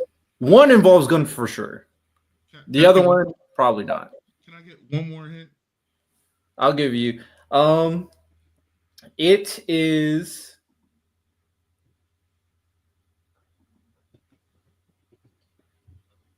It's a fight from one of it's a fight from a season 1. Oh, well, I'll just finish that. Season 1 of an anime that came out this season. This season? Yeah, a season 1. It's a fight from the season 1 of the an anime that came out this season. Spring. When did Free Run come out? Or Last year. it's probably Soul Leveling. It's probably Soul Leveling. I'm running away from that one. I'm It thinking might be Soul. this- It might be. as It in, like, might be. this It might be Soul spring- Leveling. Is Soul Lana, what are you Leveling? saying?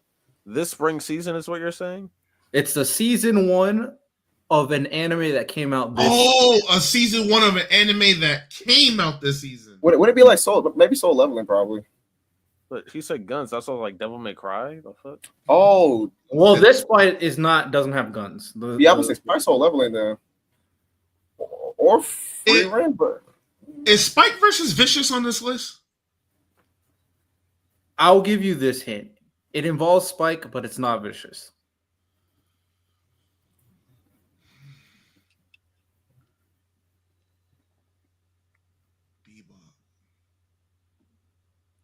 Chat, y'all can guess it too. If any of you guys are correct, I'll say something. I give up, nigga. I lost 2. Okay. So see the one hint for season 1. So Windbreaker season 2 came out this season. So it's a Windbreaker season 1 fight, and it was Sakura versus Togame. The guy that the second in command of his group. The other one, the one with guns, is Spike versus Vincent in the Cowboy Bebop movie, and that was actually not ranked number 1. Wow. The fight in King and Ashura is Kaolan versus Akito. And then the last one is do you know the King and Ashura characters? I don't know. Oh, man, you probably would have known that. The last one is Kogami versus Makishima in Psycho-Pass. They have a Psycho-Pass fight on there? They had a Psycho-Pass fight. So Miles did pretty well. He guessed like 5 anime, so he did his thing. Yeah, that list was ass though. Right. Blame Watch Mojo, man. But all right, that's all we got for today's episode of the podcast. Appreciate everybody who tuned in. Like and subscribe if you did. Get us to 10 comments so we can read out one of your comments. Get this to 30 likes, of course. Rate the podcast 5 stars. Share it to all your friends and family so we rise in the podcast charts. Make sure you guys go check out our Patreon. Make sure you guys go check out, join and become a member to get some exclusive content, especially the Patreon where we do full episode reactions and more. and go to our link tree to join our Discord and follow all our socials where we'll be posting stuff over there as well. With that said, ladies and gentlemen, we do have Open Dojo this Thursday, so make sure you guys tune in for Open Dojo. That one is a free-for-all, chaotic, but fun episode over there and fun show over there. So with that said, hope you guys enjoyed today's episode. You have a good one. Take care and peace.